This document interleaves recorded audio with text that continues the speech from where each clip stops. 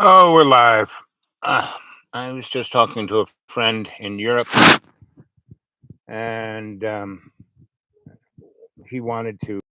We were doing WhatsApp, so he wanted to see my face and me, and it's um, difficult to do that because what can I say?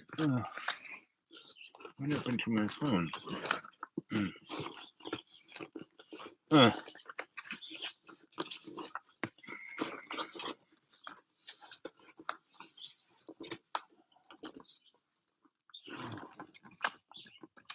those guys. Where's these guys? Uh, anyway. Uh,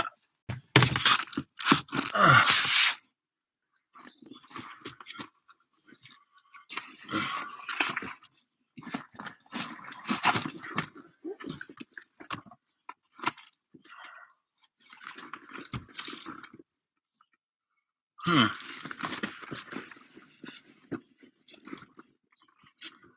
It's hard to deal with shit when you're blind. And I'm just kind of blind. I'm not all the way blind.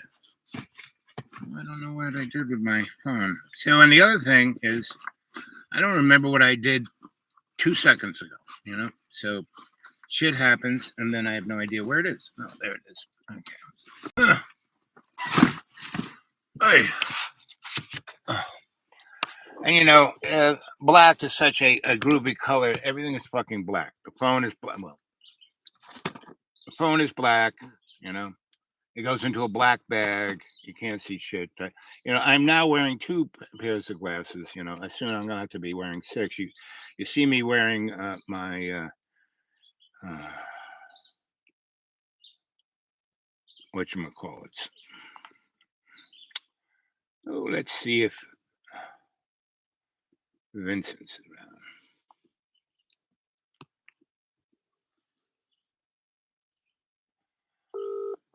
around. Okay, so I wasn't able to have WhatsApp and YouTube up, but now I can.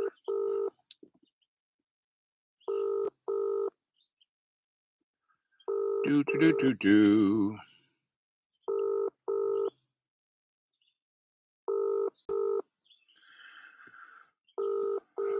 He's not there, or he's asleep because he's in Europe. Okay. Uh-uh. Let's try Sweetie.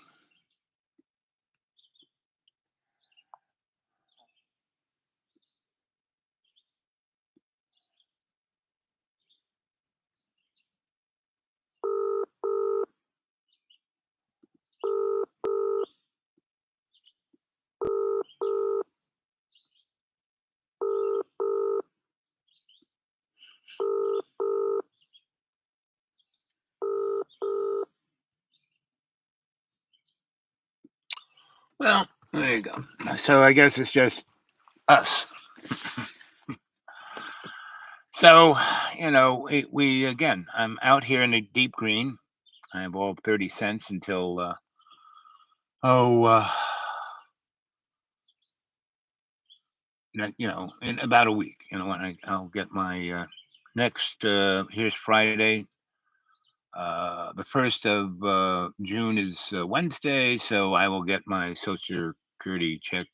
I'll get $400 to, that's how much I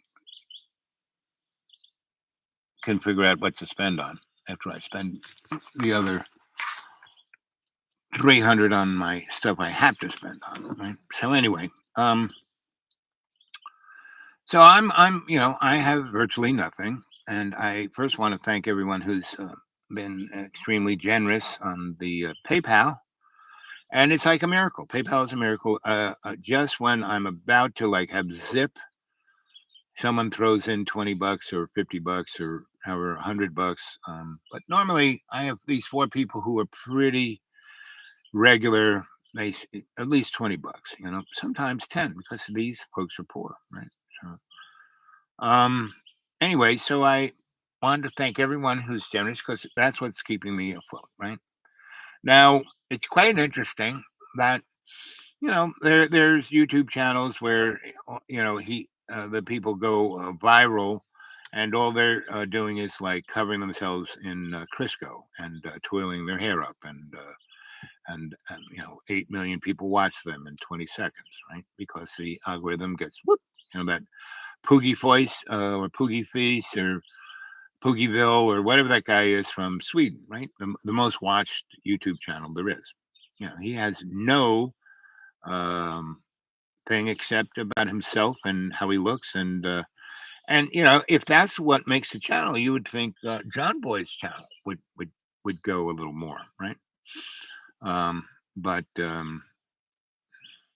don't know if you guys, a good deal of you found me on John Boy's channel, um, and when I was on there, I would get 70,000 people to hear me tell a story. And then he got upset because he wanted to be the star. So he kicked me off. And then he got upset that he wasn't making his 1,200 bucks a month from that. And so he got me back. And he kept doing that until he threw me out in the middle of the winter. And I, went and took a road trip deeper into the winter. I went up into the mountains of West Virginia to see about this town that I hung out at. And they were all gone. Right. And as I was driving to another place, I stopped at this diner, and this very well dressed young lady was spare changing out the door. And I stopped and I said, "So, what's your story?" And she told me, "Oh, me and my friends, we graduated. They had all gone to Princeton, and they were all going to get a crappy job, and they were, at, they wanted to do something." Like the last hurrah. So they decided to, they had friends had gone on the AT, and so they decided they were going to do it. So sometime around end of July, they started at Georgia and headed up. They were all from Georgia, and they all were heading up the AT, and they didn't make it. As middle of January, they were in West Virginia, and that's where she was. And anyway, and she was she had like North Face jacket on and expensive shoes, and she didn't buy those pants or her shirt at the flea market. So I said, "So what are you spiritual?" "Oh, I haven't eaten in a while." So I said, "Oh, let me buy you breakfast." And I only had 20, $30 to my name, right? And so I bought her breakfast, and I had gassed my car up, so I had a full tank, and we had breakfast, and that cost us about together maybe less than $10. Right? And so that's how much things have. Oh, let's see. Uh,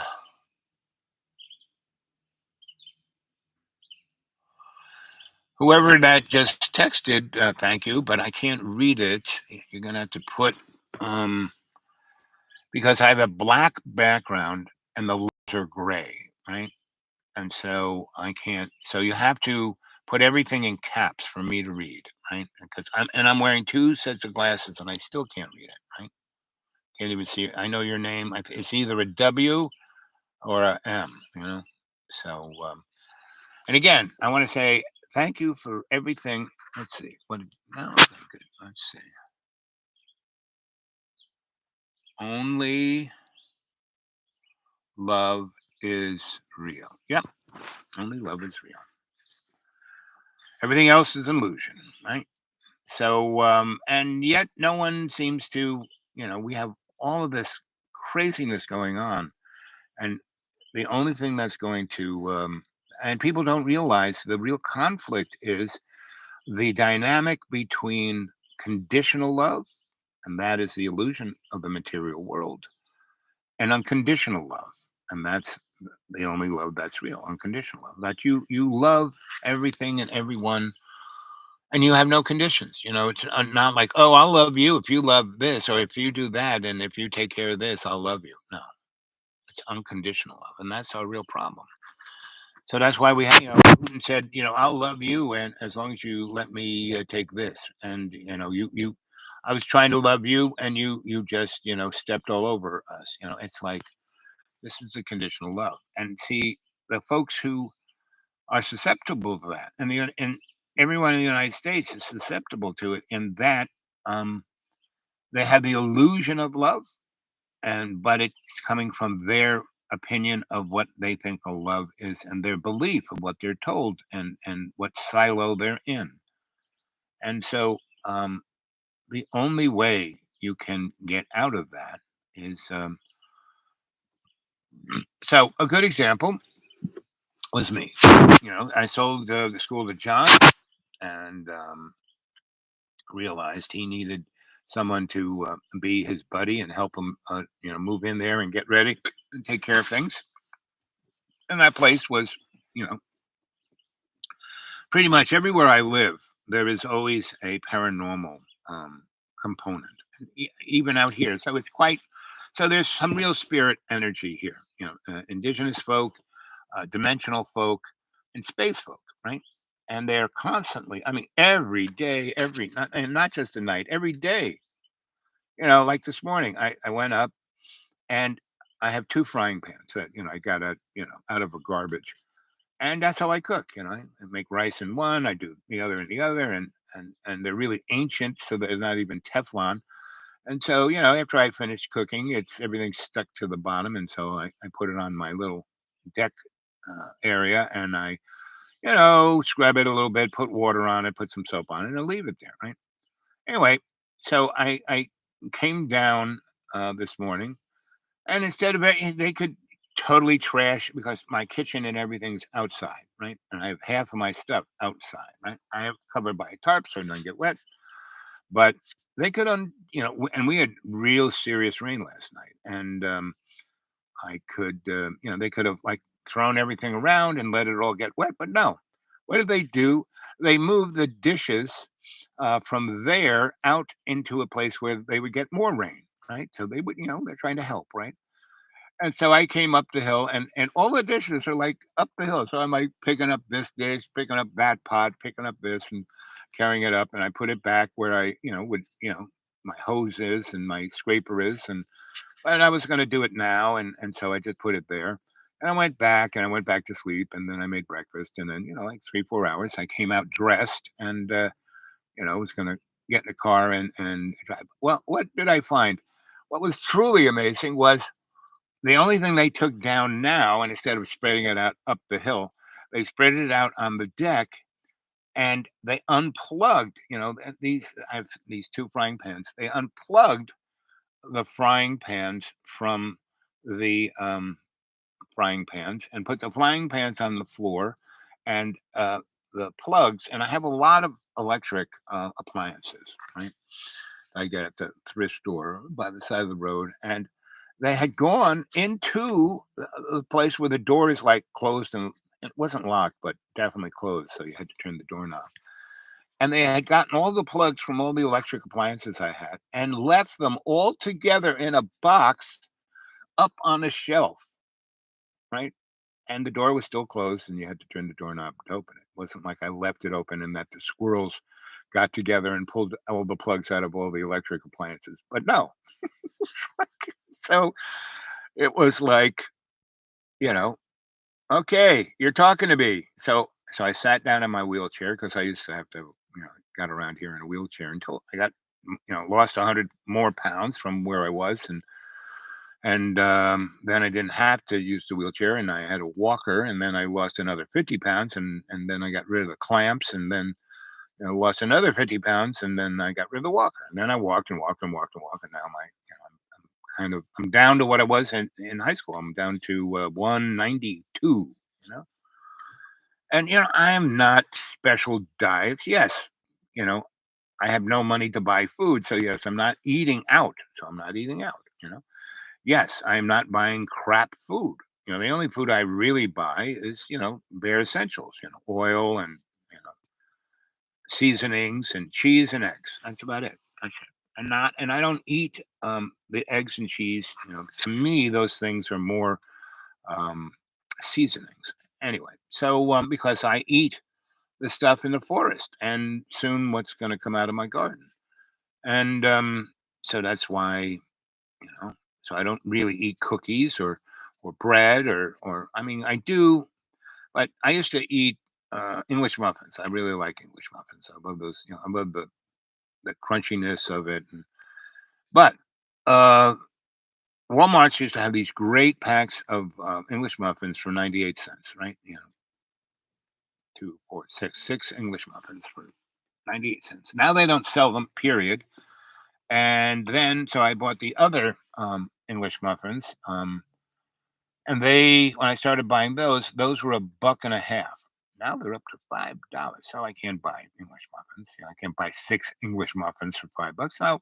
Now, middle class, rich person got a job, not a problem, right? But I can't. So, my health is actually getting better and better. Can't afford any of my, my diabetic medicine. That's going by the way, you know, 2 months ago.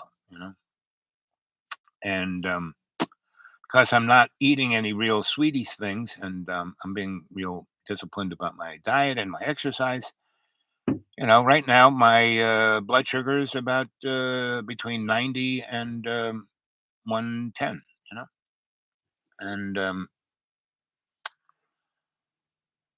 And the same with my back when I had my blood pressure medicine. When I would and I had money back in the pandemic when they gave me $200 for food stamps. Yeah, yeah, I had a lot of cookies and stuff, things I probably shouldn't have been eating, but not in a lot. And moderation I thought was good enough, but in reality, not so much, not for me anyway. And so now that I'm quite limited, I'm actually healthier. So it's really interesting. I'm having this great epiphany of gratitude and grace.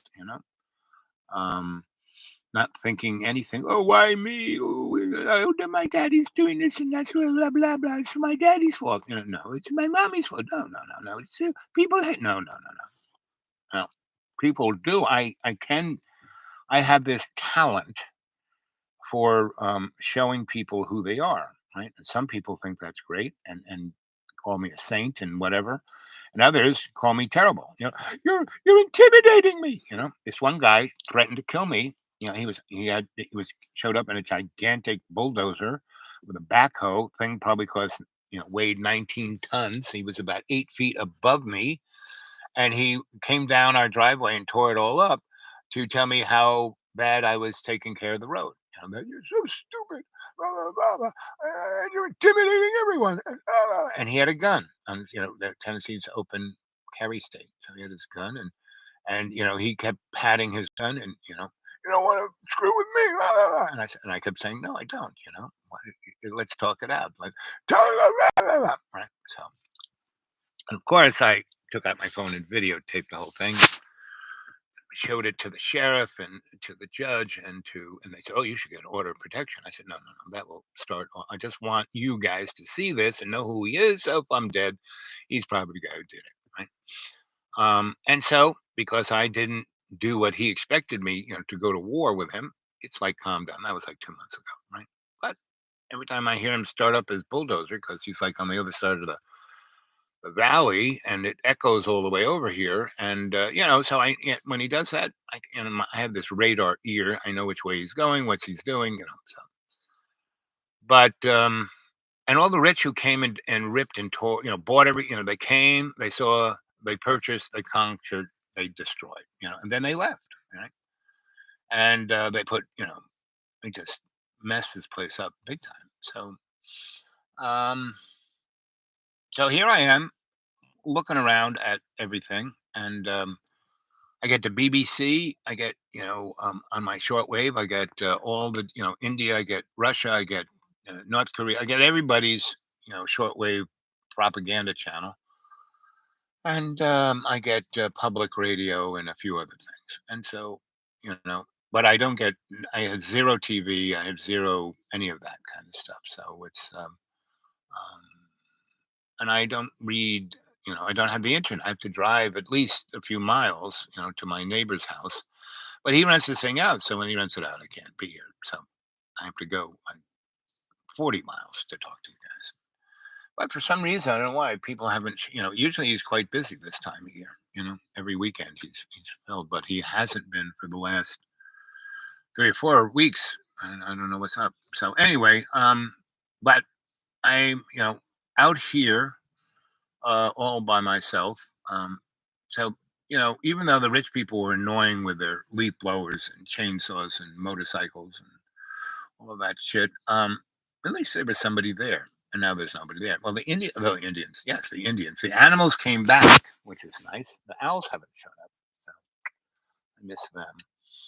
And but the spirits have come back in a big way, big, big, big way. Right? And like I said, they are indigenous folk, they are dimensional folk, and they are extraterrestrial folk, right?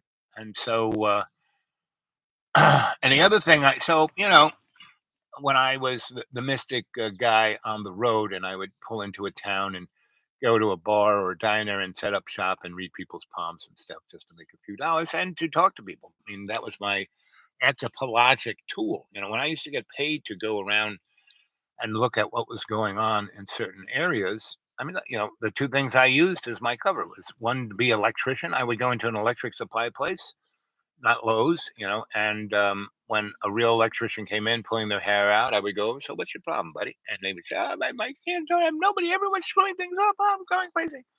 And they would have like stepped a little outside of their box. They used to just wire houses. Now they're wiring hospitals and jails and fire stations and you know Burger Kings and it's anyway.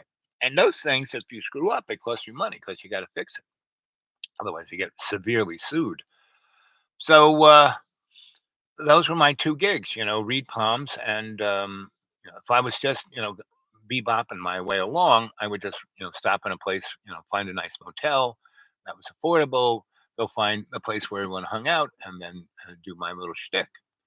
And it was easy. I mean, I would make $100 a night. The motel room usually costs $20. Get a nice meal, be there for a day or two or three, and if I found some fun people, it was like the movie Easy Rider, right? And I was Dennis Hopper and Captain America, and what's his name? Nick, Nick, Nick, Nick, Nick. So I'm all three of those guys. So here I am, all by myself, and there's nobody around. I mean, they're around-ish, but they're not like they were. And so, which is okay. I'm getting okay.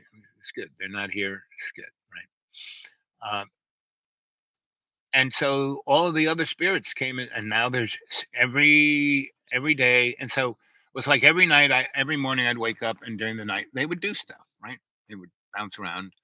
And like the other night, they made a racket outside my door, and I can turn the lights on and off from my bed anywhere in the place, right? And so, I flashed the lights out on the deck on and off, and and they still made a tremendous racket, right?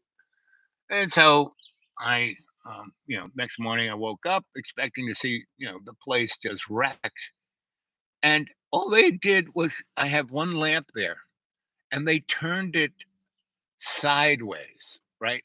So it went against the wall instead of, you know, anywhere else. So, and it was like, really? It took all that racket? I mean, it sounded like they pulled everything off the wall and threw everything around, and they did. It was like that. So, good morning, good evening, good afternoon, and welcome to Dreamy Dreamland with your Sensei Al Bob. And I'm here to first off say thank you for all those who have put something in the old PayPal. And I could surely, right now is when the end of the month and the first week of the next month is when I really have a hard time because I have no money. Because I got no savings, I got no nothing. I mean, to get when I was so sick and I needed a lot of care, the only way I could get care was to have nothing, to be as poor as anyone can imagine to be poor in America. And I have been that poor, just on the books, but I have no money. But I live like a millionaire. I live out here in the deep green. It's beautiful. It's nice. I eat out of the woods, and I invite anyone who wants to learn how to do this to come, right? And get a hold of me at the dude awake 42 at Gmail, right? That you can, anybody around the world can talk to me by going to the Dude Awake 42 at Gmail. And I am hooked up to WhatsApp and two other point to point things. So you can talk to me. You can see my face. We can have, straight up kind of thing. So I'm very, now the only limitation is it's done over the internet, and I don't have the internet in the deep green. I have to either drive up to my neighbor or drive 40 miles to have this conversation. But you can leave a message on my email. You can leave your voice, your face. You can talk to me. You can have a monologue to me. And so there are a lot of, so I have at least 100 folk who I communicate with. Um, they all say, "You've changed my life." They're all doing YouTubes, they're all doing all kinds of stuff, and they're doing things. They quit their crappy job at Walmart's and doing what they wanted to do, right? And yet and it happens to everyone, myself included. So I have this, conscious aware I am, conscious intent I am kind of life. But at least 40% of the time, I'm a friggin' moron. you know, don't quite subscribe to that motif. And, you know, um, and that is, when you are, and we aren't even a soul. We aren't our bodies. This isn't us. This is an avatar for us to experience physical and emotional dynamics to enable us to have our soul. And our soul isn't who isn't we are a spiritual being in encapsulated in a mud puppet bag of water avatar, right? And the trick is not to be stuck in it, right? But it's pretty tough because when all of your consciousness or pseudo consciousness, because that's not our real conscious, is our spirit, and our spirit is that dynamic that is you go to the Old Testament, you go to, there's Moses, and he's in his 40s. He's up on the hill with the goats. He's happy. He's got a nice wife. His father-in-law is a rabbi, but doesn't call himself a rabbi. I mean, he's not full of crap or full of trying to get over on people, but he's a knowledgeable guy. Because rabbi, all rabbi means is teacher. It's like, people call me sensei because it's a Japanese word for teacher. Doesn't mean, priest or, guy of God or any of it. Just means teacher, right? Somebody who's read a few books, who's, had a few experiences, who can give you a little advice. So there's Moses, and he's happy as a clam. He's on top of the hill. He's out there keeping an eye on the goats and the sheep, and he's looking up at the stars, and all of a sudden this like thing comes out of the sky, bammo, explodes, and the bush is on fire. And then the burning bush is like talking to him. And the burning bush, you got to go back to Egypt and save our people, meaning the Hebrew nation. And he goes, screw them. What do they do for me? No, no, no, no, no. And then they have this conversation, and he's saying, no, listen, it's not that they need to be saved from the Egyptians, because the Hebrew nation at that time in Egypt, they were middle managers. They were living life. They had houses, they had servants, they had slaves, and they had bling. And the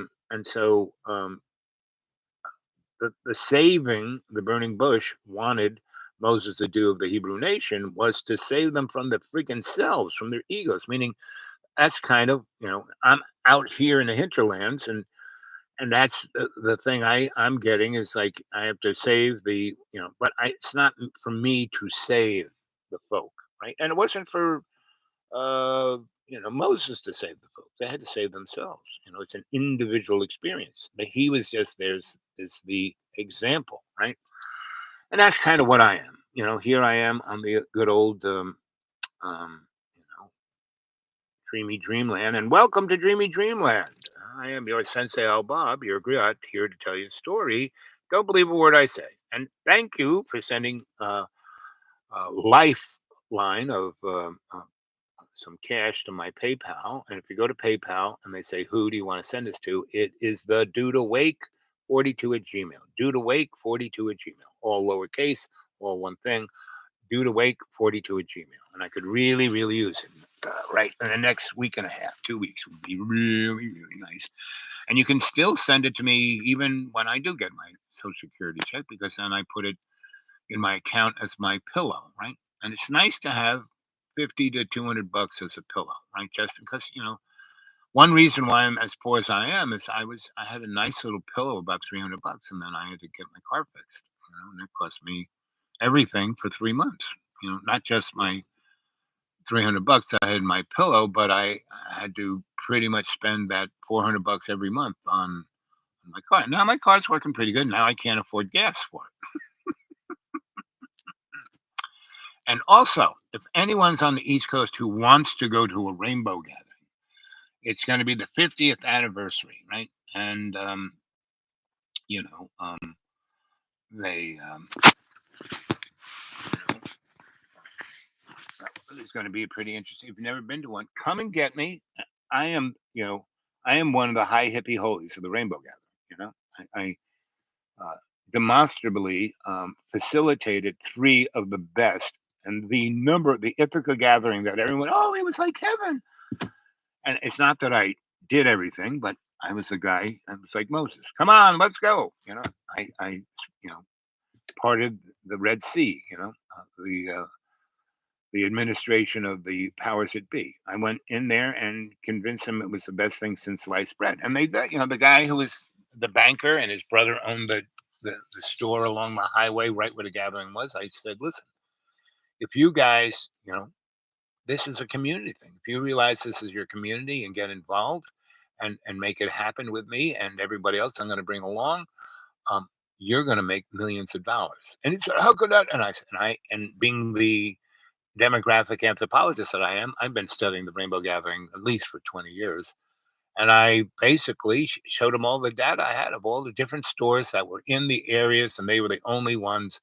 They made between 300,000 and $1 million because everyone needs tampons and batteries and this and that, and those stores were in walking range.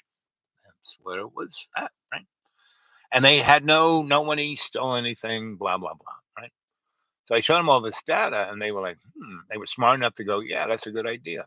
So they did, and they really, backed it like you can't believe. Like the county guy got the DOT to lend me a grader to make a road into the site, so the 20,000 people were going to show up wouldn't just get stuck in the mud. And they put a good 10 grand of culverts and a stone to do the road. And they came in, when they dumped the culverts, they brought a few pieces of equipment, backhoes and things, and we did it, right? And those guys got to, wow, this is beautiful. Wow, this is great. And they came and they were part of it. And the volunteer fire department came up, and they had a right on the road, right up the county road, up the road I made, right in the middle.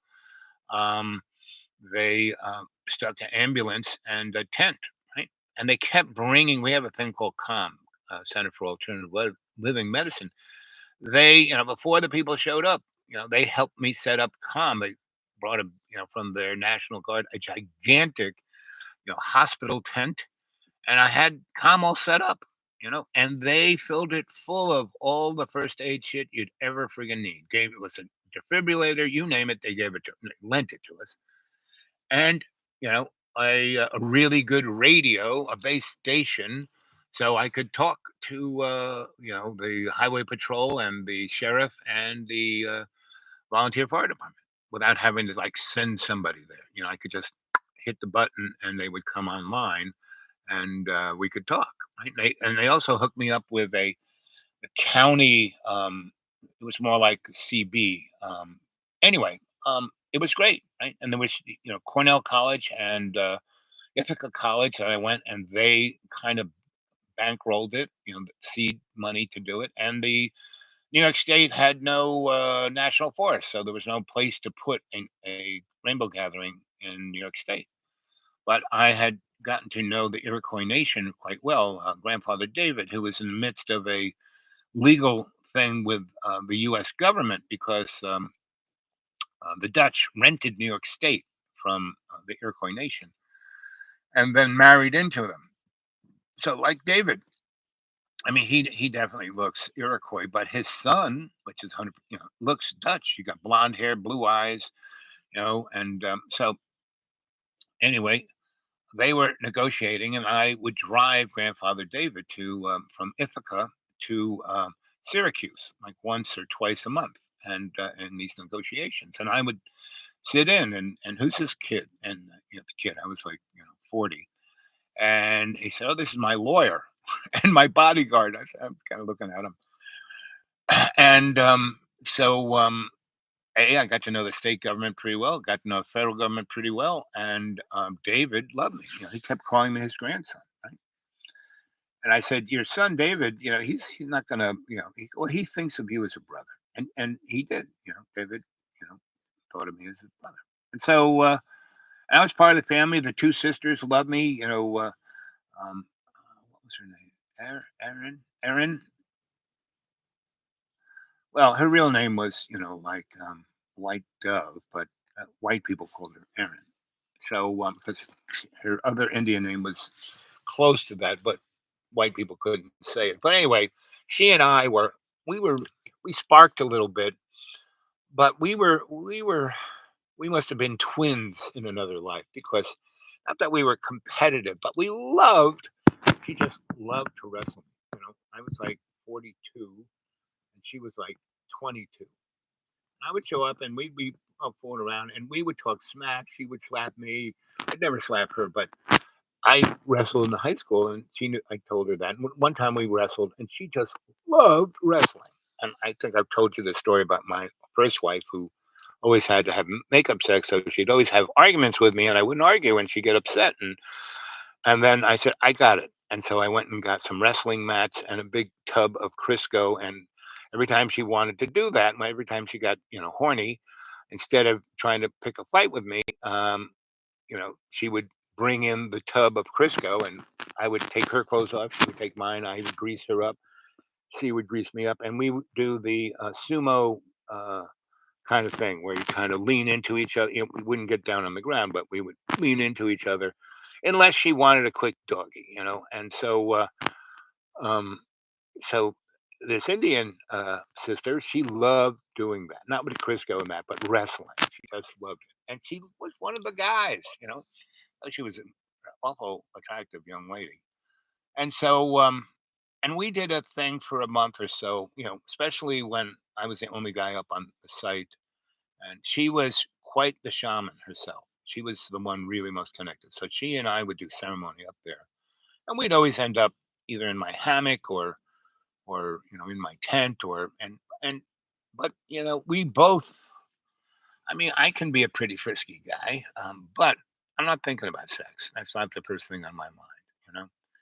Now that I'm really old, it's not the first thing on my mind. Now, if some girl comes and sparks me, a couple of weeks ago, I met this woman who's she's in her 40s and she's a very attractive 40-year-old. And she is truly an interesting woman. She's really tall and really shapely, and she's a cowgirl and she's a horse breeder, right? And so, and things have occurred where she's taking care of, she's the only responsible person to take care of kids that are in the family that their parents are like either in jail or dead. And so, she didn't want to be a parent, but now she is. And so she loves the way those kids just, the four of us just have the grand old time. And so she's always busy and they're always, keeps them, but every now and then she'll come visit me and I'll take them down to the waters. And again, anybody wants to come, I have the most amazing, beautiful place. It's like heaven. I have this gigantic river right behind me, gigantic waterfalls. If you're a big canoeer, the Nolichucky, the Watauga, there are about six rivers that all dump into the Watauga River. And the Watauga River has 1,200-mile coast. I mean, it's just a gigantic. And they flooded a Sawtooth Mountain range, so it's not like it's not like Lake Erie. It's like there are two big chunks of it, that are really, really big. And then the rest, the other, 50% is all of these unbelievable little lakes that are, you know, just filled in hollers of the Sawtooth Mountains. So it's the most amazingly beautiful place, and it won't be for long because the rich have come and bought it all. They as of 220, they just flooded in here thinking the end times were coming, and they stayed in places like Banner Elk and Old Grandfather Mountain and Boone and Johnson City, and then they kind of discovered this because it's a beautiful lake, and they just bought it, buying up. They came, they bought, and you know, and then certain areas they just devastated, cut all the trees down, and so we've had some serious rain, and this is a rainforest, and it's been dry the 2 last years, right? So they didn't experience this rain. So like last night, we had 2 inches of rain. The night before last, we had an inch of rain. The night before that, we had 4 inches of rain. The night before that, we had an inch of rain. And that's how it kind of rains. It rains at night, and then during the day, it's kind of like this. It's sunny, it's cloudy, it's sunny, which is nice. That's how I like it. But down in the valley where they've taken every tree out and put parking lots for Staples and Walmarts, they're having serious flooding. And they said, well, I don't know why it's flooding. Well, because it's a floodplain, but it's not near the ocean. Well, there's 6 big rivers that go right through here. So, and you've gotten rid of all the trees, and you've made like 1,000 acres of parking lots. It's not rocket science. And I've been saying this for the last 18 years here. So, any rich person who's seeing this, you should come and buy my property.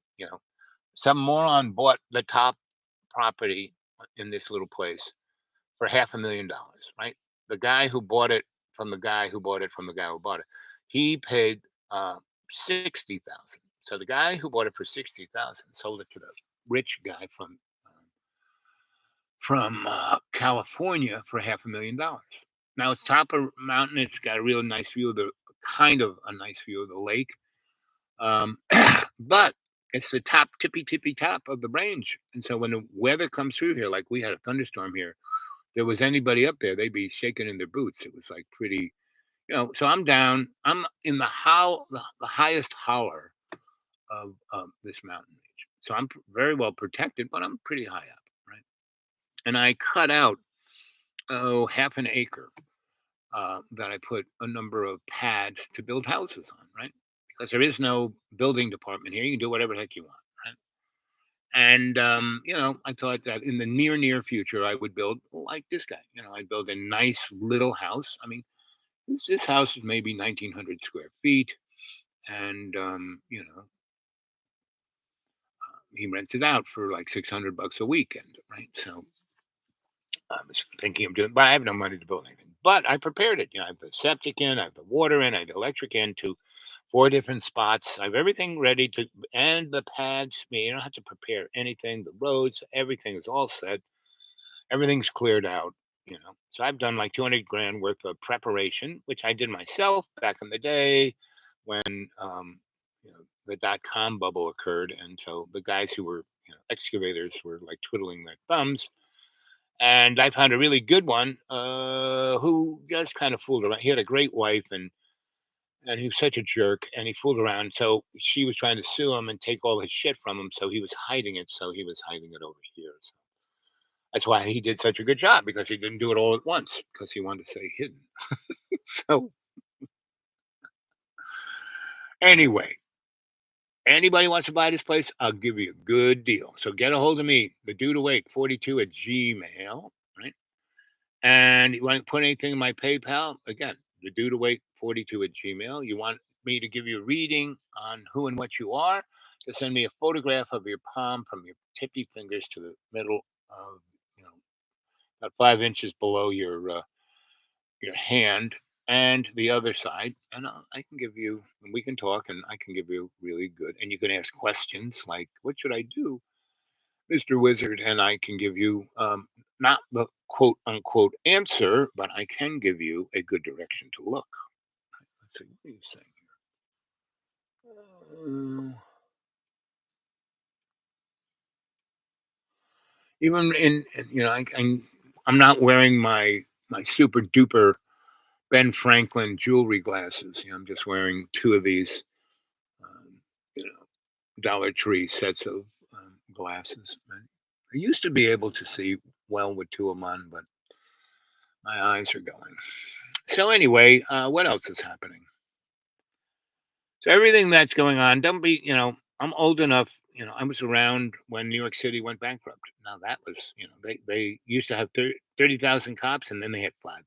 And they did it like slap of a finger. They just fired 25,000 guys and those guys became criminals, right? And then the cops wouldn't arrest those guys doing crimes and they were whacking people. And I lived in a neighborhood which was, and crack cocaine was coming in a big way. And drugs were heroin, you name it. It was just and you know, in my neighborhood, which was a place called Red Hook, which was really serious, uh, you know, poverty-stricken Black Hispanic um, gangs, and above it were the mobsters, and not the mobs, not the Tony Sopranos who lived on Staten Island, but the guys who were whacking people. So everybody was having turf wars, and in that one little, 10 by 10-mile square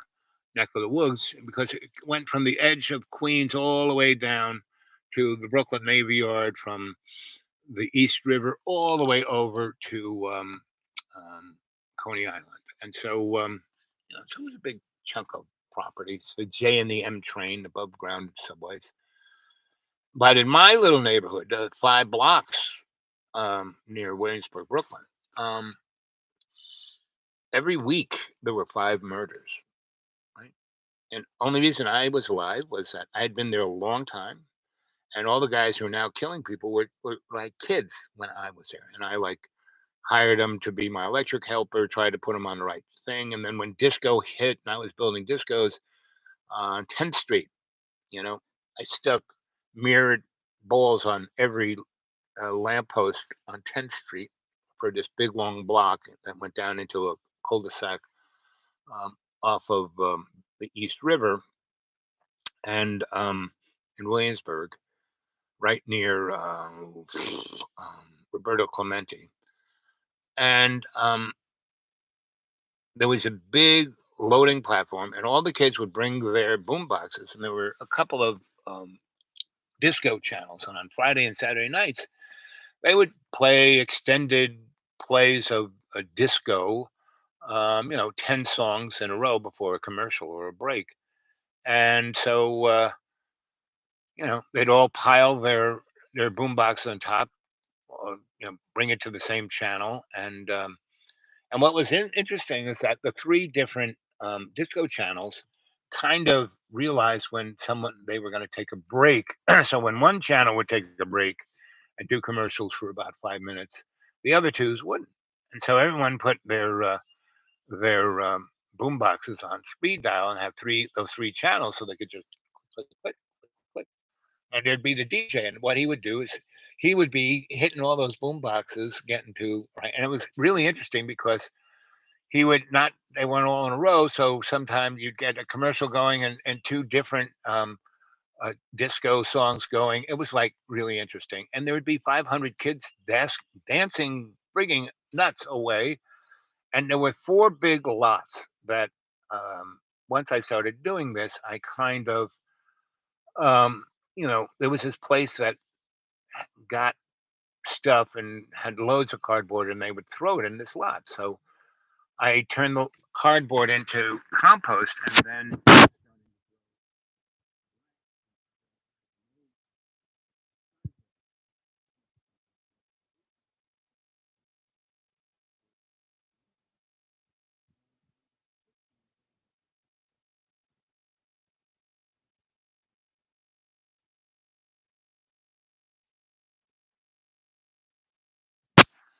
so I did all this stuff and for about 5 years before they really got serious into being gangsters. That's what they lived. They were going to high school or they were going to middle school and they were doing this and they were just having the greatest old time. The lady, she worked for the city and there was like this, healthcare center, but it was just her. And she was really good about coming down there and giving everyone birth control. So no one got pregnant. They were screwing like rabbits, but no. So if you don't want to have abortion, you show teenagers not how to get pregnant, right? And it wasn't just uh, giving them birth control, but we showed them everything there was about what it was, so they knew what it was. So they, when a girl is ovulating, she gets to discharge it. So if you put your finger down there and it's like mucusy, well, not to stick Stan in there, So, and this is the stuff we just did it. We didn't ask anybody's permission. We just did it, right? And then we went from the ninth hole to having a garden where we grew vegetables. And Mr. Cucicino, who had the Cubano restaurant, he went nuts for that. So he took that over and just he just made a gigantic garden off of Bedford, and he was feeding everybody, but he was primarily doing it for him, because he had his restaurant and he was getting, he wanted good vegetable, make his Cubano food. So I mean, that was 1977, 75 to 85. And most of the time I was not there. I was traveling the world, or I got married to my sweetie, my first wife, and we traveled all over the place. But we would be there, especially when I was married to her, like at least 3, 4 months of the year. Right. So, anyway, that's um, was that experience. And so I know what really bad times are like. You know, when the Hasids were burning all the building, the neighborhoods down for the insurance money. That's where the term Jewish lightning came from. And that's not anti-Semitic. The Hasids, called it that themselves. So, um, what else can I say? So, I could go on and on about Ukraine and that, this is, you know, the planet is being had, everything is being done for a reason. And I have a number of scholastics, people who are, I'm a professor. I know what I'm talking about. I read a book, you know, oh, I talked to, Governor so and so, so I know about politics, I was at went to a hearing and so and so was there, and I slipped him a note, and then a couple of weeks later, he did what I told him to do. No, I'm sorry, that isn't being involved. That's your ego there. Um, so they all call me up and want my opinion on what's going on in the world here, there, and everywhere. And like the gun thing, right? A lot of political people call me. So what's and I said, listen, guys, you know the story. You need to let this happen.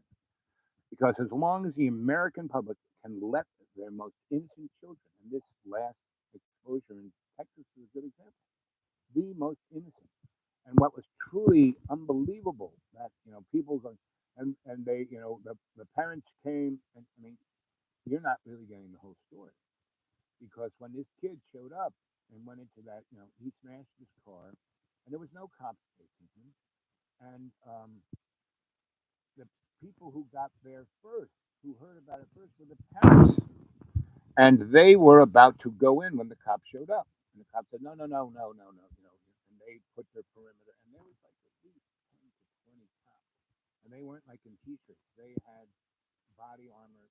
They were ready, but they weren't SWAT. But they had, now, I mean, you have to realize that all police are clothed in military armor, have military weapons, right? And so, and they're trained, and that town, that police department is trained to go in to that school and protect the kids. But they didn't do it. They waited an hour till, there were 100 police there. And the shooting, so the moms and dads got there, and then the cops got there. And the moms and dads were just about to go in, and everyone in Texas has a gun, right? Say a carry state, right? And so they were going in. They had their ARs, and they were going in to save their kids. And the cops said, "No, don't do that. Can't do that." we're putting a perimeter around here. We're taking control of the crime scene and blah blah blah. And then about 15 minutes after this discourse was going on, um, shooting started occurring. And what the shooting? The guy just didn't like. Okay, I'm gonna kill everyone. And machine gun everybody. He would shoot one of these kids, and then traumatize the rest of them, and then shoot another one, and shoot. And so over an hour, he shot those 19 kids and the two teachers. And the majority of the people he shot, it was such close range with such high muscle velocity and such rapidity of shots that the police, once the families, so the families were all there, and what happens is the cops tasered that group of guys who were going to go in with their guns and save their kids, tasered those people, and then sprayed them with mace and then handcuffed and left them on the ground. And there's videos of that. Go take a look at those videos, right? The beginning of this event, right? And then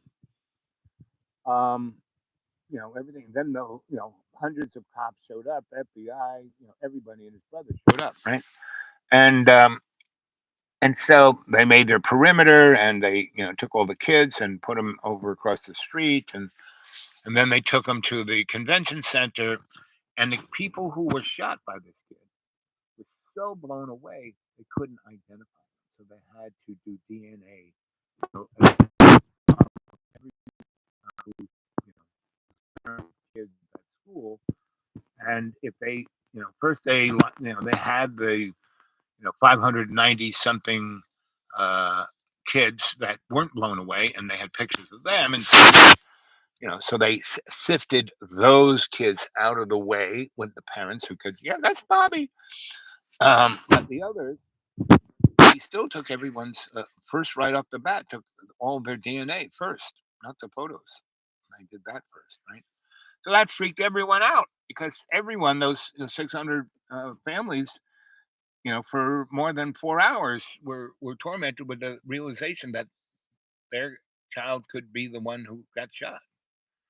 And you know, so then so all these kids are getting buried. Um, this week you can't, they are closed casket. So I would say those parents, not only are they grieving this kind of situation, if I was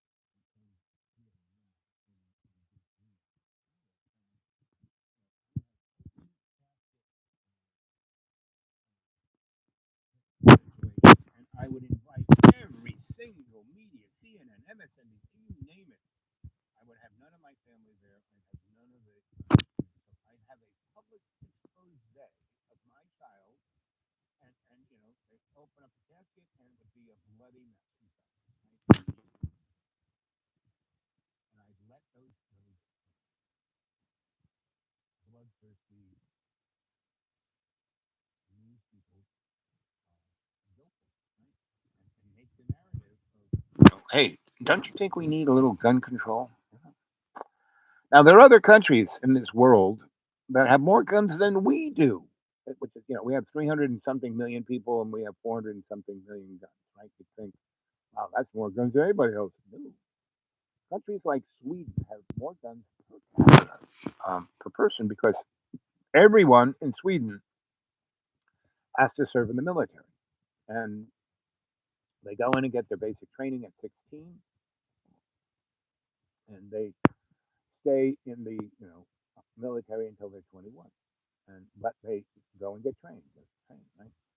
And they are given a pistol and a long gun, a gun like an AR, and it's their responsibility to take care of it, to house it, to keep it safe, and not have it fall in the hands of anybody but theirs.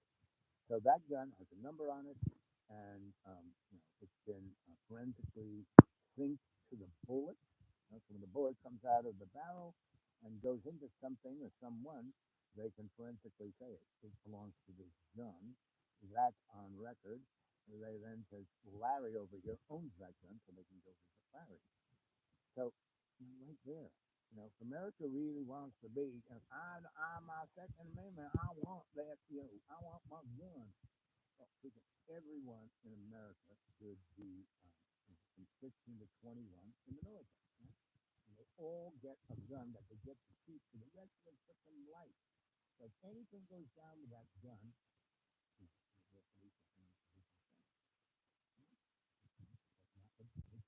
everyone in America would have a gun. There was a time when I didn't quite live in Texas, but I was traveling. I was a lineman for the oil company, meaning through Texas and the state above them. It's not Omaha. What state is that? Anyway, that state. It's also an oil state. Once they drilled the well, they have these teeter-totter pumps, right? And the oil company doesn't, trust the county or the whatever electric company to make sure that pump has got electricity. So they have their own power and distribution. And one summer, I was traveling around the country, and I kind of rode into again this place, and this guy was pulling his hair out, and what's wrong? And he says, "I can't find anybody to do this job. They're screwing it up. I'm 70 years old. I shouldn't be on the road fixing these things." And I said, "Okay, I can do it." And he goes, "What?" I said, "Yeah." So you're here at the supply store. Obviously, you're getting some hardware to fix these things, right? You're going to go out on the road, right?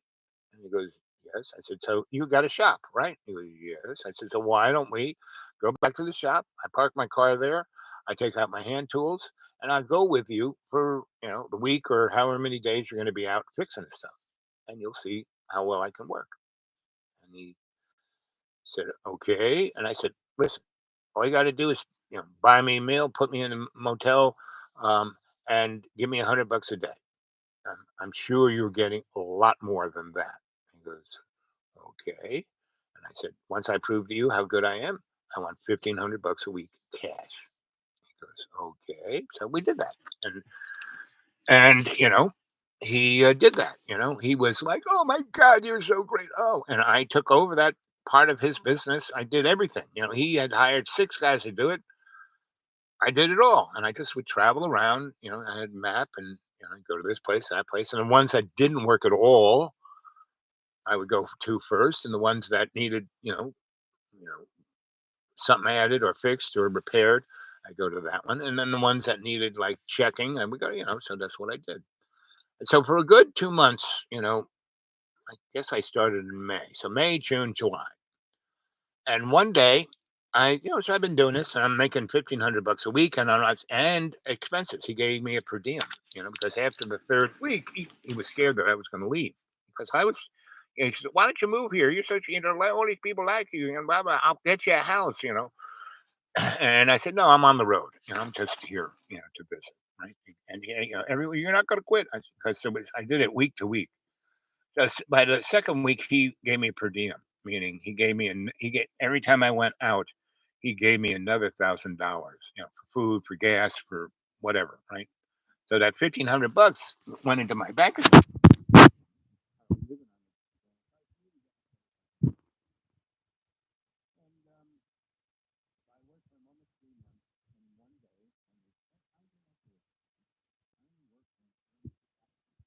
I worked in New Mexico.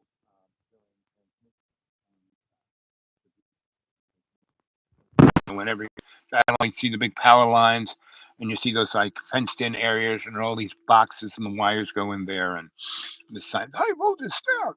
I used to wire those things, and I worked for a company, and their company was also they also had like all of South America, Central America, Puerto Rico, and Mexico. They had companies, doing line work, not running their utilities, but doing line work and transmission work and distribution. So I was working for this other company that was doing that for uranium mining, and I was their guy who could do that. But we were starting to do large things. I couldn't do it all by myself, so they kind of were like cousins to this company, and they got a crew from Mexico City, and I worked with them for a year, and that's where I kind of learned how to habla español. But they spoke English. We spoke what I called Spanglish, you know. So they would speak most English until they didn't know how to say it in English, and they'd say it in Spanish. I go okay, and then vice versa. And I tried to speak in Spanish as best as I. Anyway, so that was us. We had a great time. They taught me a great deal. And so one of the things they taught me was so we had these gigantic trucks, and we'd stay in these motels, and they would go and they would you know get chickens and vegetables, and they'd stuff them there and wrap them up in aluminum, and then they would stick them in the truck uh, cabin next to the manifold, and we would drive the 30, 40 miles from the motel to where we were working, and that manifold would get pretty hot. So by 1 o'clock, that engine would cool down enough to open up the hood and touch it and not get burned.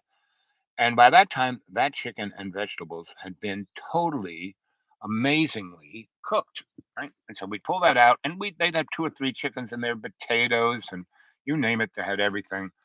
And then we'd have a great feast, and we'd have beer and wine. And so we would get on the job at sunup, like 6:30, or so, and we would work from then until 1:30, and then it got really hot out there in the desert of New Mexico, and so from 1:30, um, you know, till about 4, we would have lunch. We get a buzz on. We had our hammocks and our tarps, or we'd find a tree or something, and we'd take a nap, a siesta, and then around 4 we'd wake up, and they would have super duper like you know you know cocaine coffee. I mean, coffee like espresso, like, yo. And so we'd have a couple of those and then go to work. And we would work until, around 8 o'clock. And then we get in the car and we drive off to the hotel. And we'd still have food left over, and we'd chop on that once we got to the motel. We go to sleep. We play cards. We do a few things like that. Might get a buzz on, but we would get to bed by 11, easy. And we'd wake up at 5, and we would get to the site by 6. And so that's how our days would roll. So that was my work motif when I was fixing oil rigs, pumps. So I'd be up really early in the morning, and out there where I was working, and they called it the patch. Um, it was really farmland, and so there were a lot of trees. There were a lot of wasn't like Texas, like just cow land. And there were loads of places that I wouldn't, if I was far away from the town, I would camp out. I'd go around and look, for a place, and I find a place that I could pull my truck to that would, be kind of out of sight.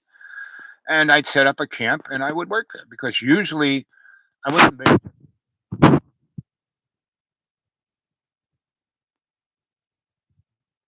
And so that's kind of what I did. And so I did that. And one of these days,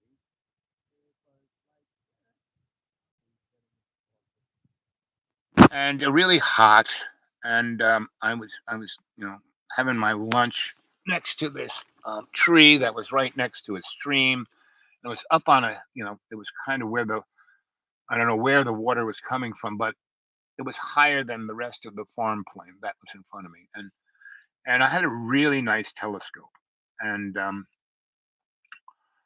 I saw something glimmering, and so I got out my telescope and I'm looking at this thing, and it's a couple miles away, and it's a guy, and he is doing a billboard by the side of a highway, and yet he's painting it. He isn't putting up, you know, how billboards today are electronic, but back in the day they were, basically posters, right? And they'd have all this stuff, and they put on the paste, and they put this thing, and then they'd line up the next one and next one, and from the car it looked like one big image, but it was like 20 images stuck together. But this guy was actually painting the billboard, right? Not the painting, of the guy smoking a cigarette, the whole thing. He was painting it. So I'm watching him do it, and so I just leave my crap there, and I had a little motor, little motorcycle that on the side of my truck that 'cause this was a big freaking truck, a line truck, and it was had all kinds of stuff in it, for to all it's like driving a warehouse, because I'd be 80 miles the closest thing. Boy, I need that plug. Well, a little box of everything I could imaginably need, I would have in this truck. So I had this little motorcycle. So I jump on my little motorcycle. I zip over to this guy, and I stop, and I'm looking at him, and he doesn't really notice me until he turns around. Look, oh, look, hey. So he comes basket of that, and I had this really great.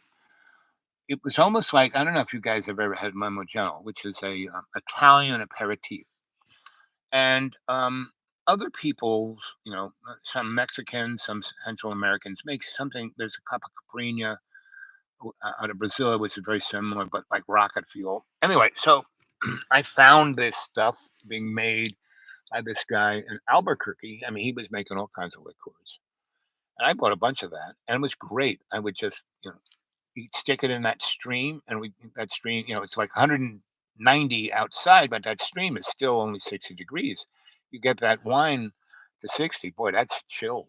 That's cool. So anyway, I I have my little motorcycle and my little picnic basket, right? And I have in my little picnic basket a tarp and a blanket. And so we go to behind the edifice of the billboard.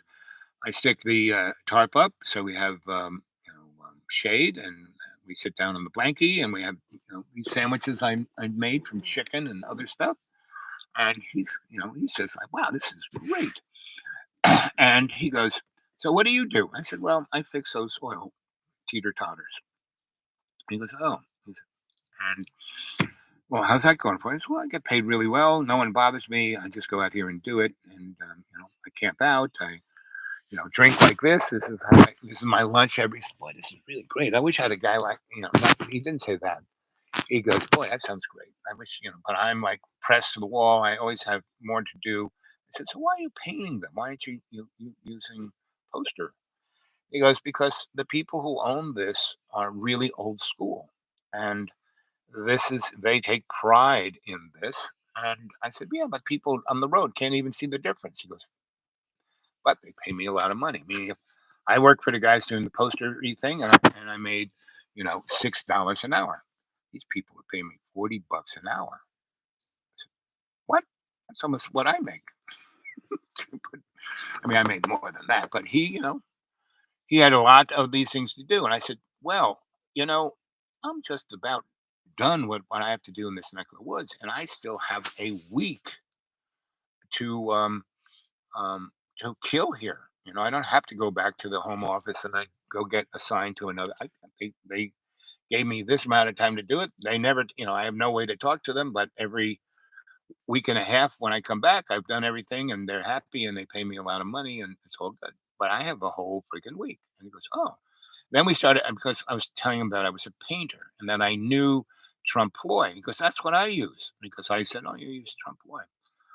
And so anyway, he goes, so these I really could use your help. Can you, and where's your camp? Can I camp out with you? Because I waste too much time going back to the motel room, and they gave me a per diem. I could keep it anyway. So we work it out. So those next 5 days, I help him. And the first 2 days, he sets the lines, and I'm filling in the spaces. And he's going, you actually know how to do this, don't you? I said, yep.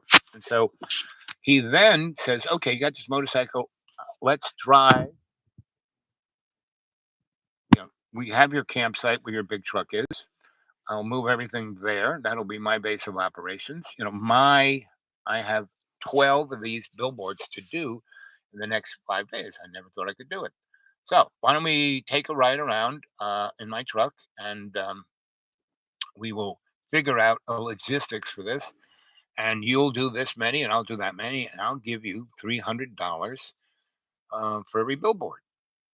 I said, sounds like a deal to me. So I'm getting paid 2,500 bucks a week, and I've already finished my work, and then I go to do this, right? And we had such a great time. I said, so how many more of these. He goes, I have more than I can do, and I have work until October, and then I'm heading to the Gulf of Mexico and then down to Mexico. I have a little place along the beach, and so I said, okay. So I do that, and then I said, so where's the next? Because I had a log of the different areas where I was going to work, and so I said, so the next week and a half, I have this place, this place, this place I could work in, or any of those places, the places that you have to put up billboards. He said, yes, this one. I said, okay, when I go back to home office, I'm going to tell them I'm going to do that one. We'll do the same thing, because it's about the same. I'll be able to fix everything within 6 days. We'll set up a camp. You'll have a nice place to stay. You wanted to stay at a motel, da da da da. And so the next week we did that, and he was making more money. He's less stressed. He was happy. He was really having a good time with me. And his other little thing was that in his traverse from one side of the border to the other, he was bringing in his big paint truck. He was bringing keys, right? And so he was well stocked, and so we were always puffed out, and we were never had any anxiety about anything, and it just flowed amazingly. So by the fourth week, our schedules kind of conflicted. Right? I wasn't going to be able to help him, and he had gotten so used to this. He goes, "Listen, I'll give you 1,000 a week if you help me." Now, he was way more fun than me being out there by myself. And I had already done everything I could do to learn about fixing 500 horse electric motors and their starters and their controllers and their sensors and all of that. I learned everything you could. I didn't need to learn anything else, right? I've already saved about $18,000 because I wasn't spending any money. I was getting 2,500 bucks a week, spending very little. I was probably not spending more than 500 bucks a week, right? And so it was, not a problem to say no. Okay, I'm going to go work for the painter guy. So said to my boss, I said, we're moving on to 4 months, and I've been here 2 months. Please, I'll give you 5,000 a week. I said, sorry, buddy, because he wasn't as nice as the painter guy. Painter guy was quite a nice guy. He was okay, but he was still all about the money. He was all about push, push, push. He didn't treat his family too nice, and so I said no, and he couldn't believe. He didn't go straight to 5,000. It was 2,500. I'll give you 3,000. I said no. I'll give you 3,200 now. He went up to 5 grand, and at 5 grand, he thought that was too much. And now he was getting 15,000 for every job I did. Oh, and I was doing like 6 a week, or six, a week, not a week, but 15 days. So anyway, so I almost made the same amount of money from the painter guy, way much more fun. And then once October hit and we were done, and I had so gotten my painting thumb back together, um, we went down to Mexico, and I spent the winter down there in his little cabin. And he had this bevy of Mexican beauties, and so we had the best of times.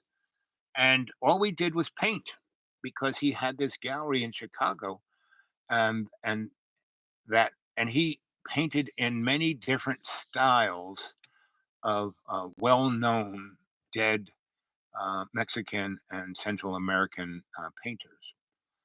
And so,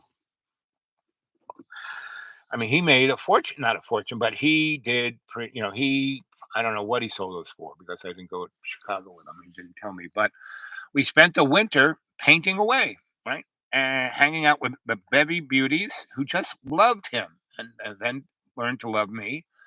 And there wasn't there was no police. We weren't near a big city. We weren't near anybody doing anything. The only kind of these girls came from a fishing village that was maybe 8 miles up the beach from us, and nobody had a car. These girls walked to be with us and hang with us, and they just loved taking their clothes off and being our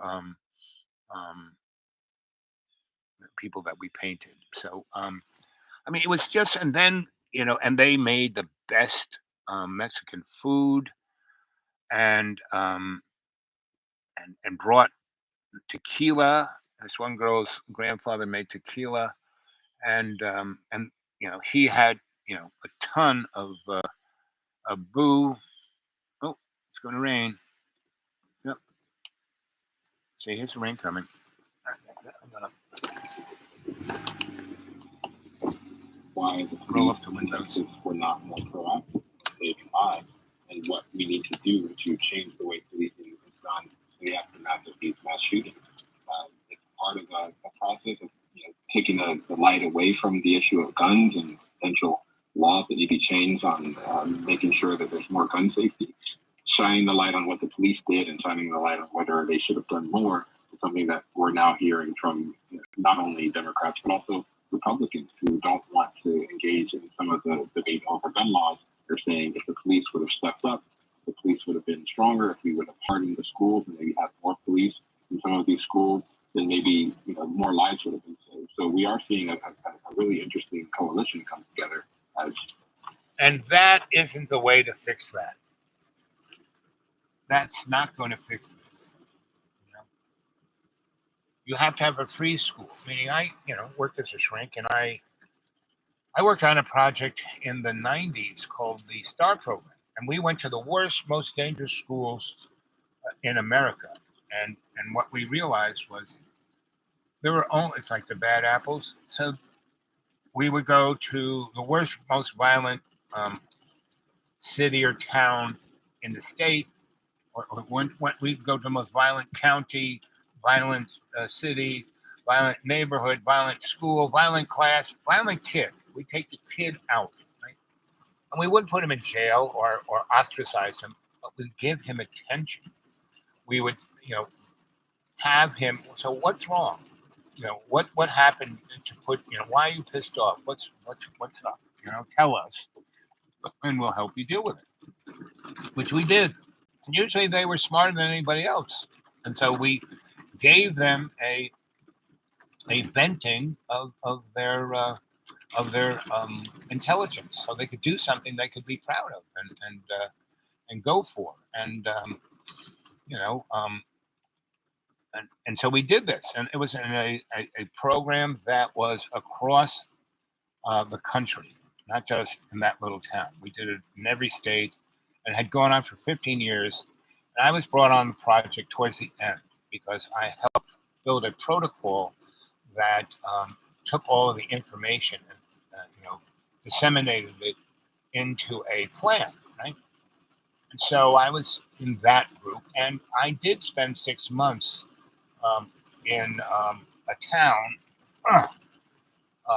in Illinois, in the Rust Belt, that everyone was doing really good, and then they took all the jobs and sent them to China and south of the border.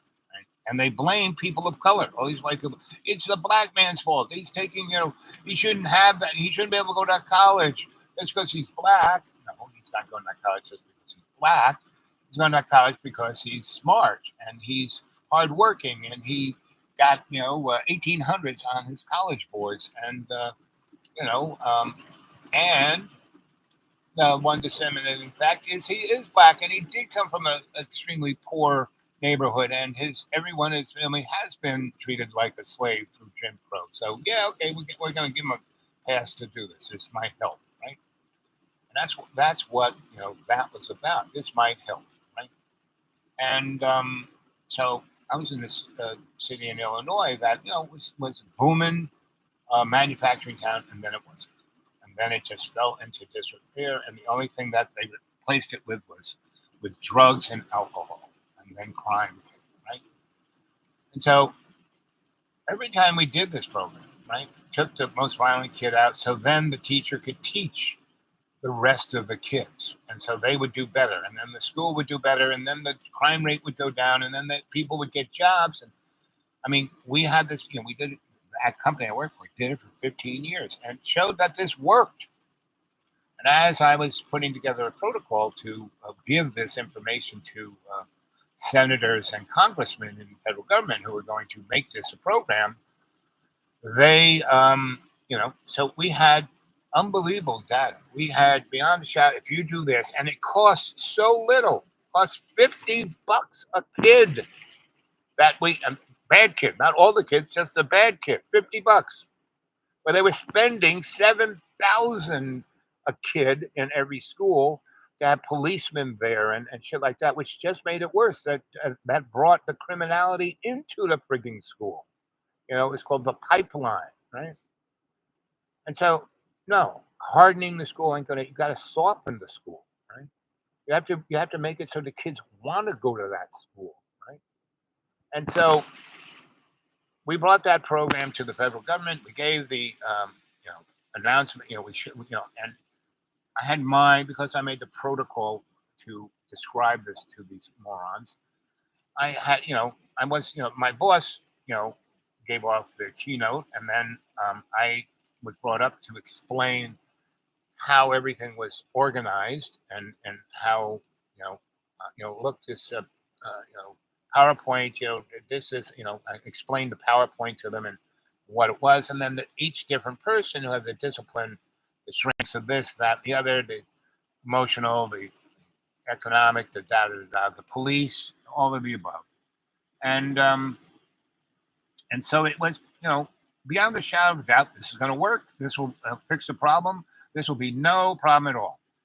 And then I don't know who it was, but it wasn't Mitch, but somebody like Mitch, the older version of Mitch McConnell, got up and said, "Well, we're not going to do that. We had this other plan we're putting together. It's called No Child Left Behind. We're going to make everybody take a test." And then this other person who was like talking about the soft school said, "No, that's not going to work. That's that's counterproductive. You'll get a worse situation. More people will anxiety, and you will start to have, um, you know, um, really bad, violent situations in the schools. You don't want to put more police with guns there. You're going to have shootouts and the old Kelly Corral." And this is before, well, Columbine. I think Columbine happened in the 80s or 90s before this.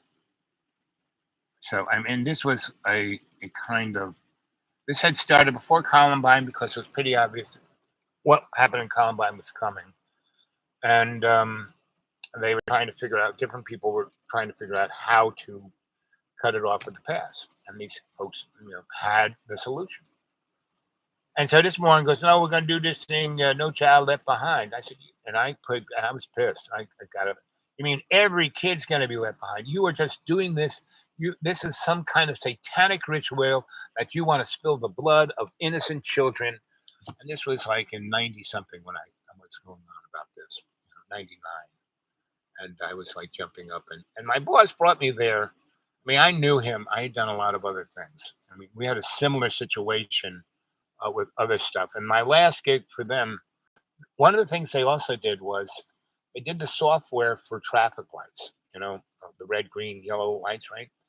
And, now you see TV cameras on those. Well, they in that company I worked for kind of realized instead of putting sensors in the ground, like a wire measuring how many cars by the metal, because those wires in the ground are magnetometers. But they are, if you put those things in the ground, like in Colorado or Minnesota, where it snows a lot, it's cold, the salt will eat those things up. So every 2 years, you got to rip the road up and put a thing in.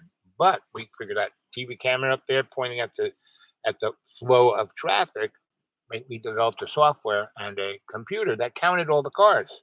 Not only counted all the cars, so how many turned right, how many turned left, and not only that, but what the flow was. So it could, and all of the traffic lights were interconnected. So the flow could make the traffic on the major highway with all the shopping flow really good, right? And virtually every city we put this in, these morons in their city or county or state DOT would come and fiddle with the software till it turned it into mush, right? Anyway, when 9/11 happened, I said to my boss, I think because I was studying body language, right? And I mean, I've been studying it for years, but I got myself to a place. Someone was like the Albert Einstein of kinetic psychology, and that's the study of body language. So anyway, so I said, we could put these cameras because they were talking about, replacing the rent a cop with a federalized crew. And anyway, so we were brought into that early on, right? And so we developed our little process of putting cameras all over the airport, and we could see everyone, with them getting out of the car, parking the car, walking through the parking garage, getting on the elevator, going into, the airport and going to the counter and going and putting their bags in. And all of those things had certain motions that you could tell their emotional status, carrying a bag, walking, you know, pushing a button, talking to somebody. You didn't have to listen to them. We could just watch, right? And we didn't have people watching this. We had a software, an algorithm watching this. And so when we proposed this, like about 7 months, 8 months after 9/11, um, you know, the guy got about $80 million to develop the product and then put it in 20 in Kennedy, LaGuardia, Reagan, the other one in Chicago, the one LA, um, all the major ones, all the really really busy, all the ones that the alleged hijackers came, the Boston Airlines, all of the ones, right? And we ran it for a whole year, right? And then we came again. We came. This is the same company I work for, and we came back with just unbelievable evidence. So you wouldn't have to do a body cavity search of grandma, right? That you could pick out, and you wouldn't have to just go after all the black or Arab people. You could pick out who the guy who was going to do it, and we had a 99.99999% success rate, right? So, yeah, we had this event, and this is again maybe 4 years after I'd worked on the STAR program. Again, we go back to D.C. and talk to senators and congressmen, and they said, "No, we're going to go with the federalized police force." And I said, "But we have been there while you were studying. When we were doing our trial things, we were studying your trial things. You have a success rate of 0.0009% of picking out the person who's might do something wrong. We have a 99.9999 success rate of picking the guy. So grandma and the senator kind of made a psychic slip, and he goes, "Well, you don't realize we want to give grandma a body cavity search because we want to cause anxiety in the public. We don't care about the terrorists. We don't care if they blow up another World Trade Center. We don't care if they kill another. It'll enable us to go, attack an innocent country, just like Afghanistan. We went there and we're making billions. My stock in Lockheed is going through the roof." And he bought that stock 2 years before 9/11 because he was um, part of the new project for fascist America's neoliberalism, and so he was on the inside. And so, "Oh, this we got this all planned. Don't worry about it. We're just letting you do it so we can say we did this. Just sign this non-disclosure." I just was jumping up and down and screaming and yelling. And my boss, I did that to the guys, over the STAR program, and and and so and this time I was really pissed. So, you know, and now I'm like, turning into my 50s and almost my 60s, and and so we're out to dinner, and everyone's got a few highballs in him, and he's just chuckling. And someone said, "Why did we bring Al?" And my boss said, "Well, he's the only guy who would tell those people the truth and put it in their face. I can't do it. I own this company. I have too many contracts with the federal government. I'm not going to put any of my ability to make money in harm's way. But I can always just say, well, Al's a hothead. But he's really good at what he does, right? So that's my excuse for keeping him hired, right? And he's not like you morons that you suck up my butt and are here all the time. I just bring him on board when I need him. You know, so he's a contract man. And they said, "Yeah, but he gets paid so much more than we do." I said, "Yeah, but we got degrees." He goes, "He's got degrees too, but they're phony degrees." Because I told them the story about how I got my master's degree in psychology. That the people I was working for needed me to have a master's degree, and it was being done out of a university. So my boss just opened his drawer, pulled out a master's degree, filled it out, signed it, stamped it. Goes, "You now have." I'll go register this, so if they ever call up the home office here at this college, they'll say, "Oh yeah, he's got a master's degree." So I mean, I have 4 degrees that way, right? I didn't matriculate, but I spent more time in 30 years in university, a lot more than most of those morons, and I went out of my way to study with the best people. I went and did things that I learned something and made connections and etc. And that's how to live a life. And right now, so I'm here alone for the last 3 weeks, and I've been thinking, and I've been looking through my pictures of all this. I found a whole bunch of a box of all photos that I thought of. Next time when I'm in a place that I can show photos, I'll show them to you.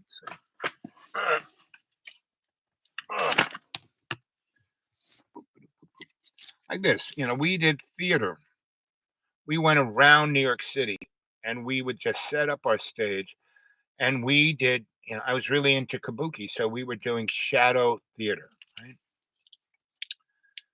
And because we had been an art organization for so long, um, so here's us setting up our stage. I just had my big truck, and we could throw the shit out of truck and put a stage together, and then do performance, right? And here we are doing International Day of Peace. We did a festival for 6 years in Central Park. And these guys here are Shinto priests who lived through Hiroshima, right? And so we would do this festival in Central Park. So they dropped a bomb, I think, on the 7th of July, and then another one on the 12th or something, like no more than 5 days. So we would have this festival there all the time. And we'd have teach-ins, and we'd have all kinds of amazing things, right? So here's me and this Carrie girl with a glass. Well, they both have glasses. Carrie Shea, the girl with dark hair, dark shirt. She was head of NEA, right? And at this time, she was head of NISCA, right? And then this was Sarah Ferguson. She started BAM, Brooklyn Academy of Music, right? And so both these girls were like went to school. They were great artists, but they wanted to run the show. So they were. She was a Capricorn. She's a Virgo, and that's what. And they, you know, NISCA and NEA, why Soho and why New York is such was not so much anymore, but was for a good 30 years the art capital. These 2 girls, so they're my buds, right? This is an abandoned building. They would come and we'd have a good time, and I would have these salons in this abandoned building, and all the rich, powerful, amazing artists of New York and whoever was in New York at the time would come to these parties. And it's not like anything other than they were fun, and people wanted to have fun. So here's the theater again, and we're doing the Wisdom of the King, and so when we had our murders, we do it behind a sheet because it was like quicker, easier, and less stressful. And here's David. He was our. You know, I mean, he's my best bud in this time, or one of my best buds, and so I would just. I have a lot of friends that I just kind of whisper things in their ear, and they go up and do it. Why do I need to go do it when he can go do it? He's younger than I am. He can get the street cred for it. He can be really appreciated, and then he becomes, rich and famous, and then takes care of me, right? And or I have, levels of control. And so there's Sarah and her boyfriend, and he was from South America. He was from Nicaragua, so he came up. He brought 5,000 Nicaraguans out when Iran Contra was going on, and the death squads. He brought, it was like Ukraine today. He brought 5,000 Nicaraguans out of Central America, uh, mostly mommies and babies, and we put them in our abandoned buildings. Not all 5,000, but he spread them all over America. But he was quite the guy. So I introduced to him, and they had such a sweet love affair. So this is me in my 40s. Yeah, that's what I look like in my 40s. So, so here's a show I did up in the South Bronx, right? And here's Michael Curtin and Kev. I feel like Kev's last month. Michael Curtin, he's like super duper developer in New York City now, a zillionaire. And Kev is one of the guys who started MTV. Um, and here is Beth. Beth is so I have always had long-term relationships, and in between, I would have these what I call affairs to remember. And Beth B, um, I met her at Juilliard when we're youngsters, and she's an amazing ballerina, right?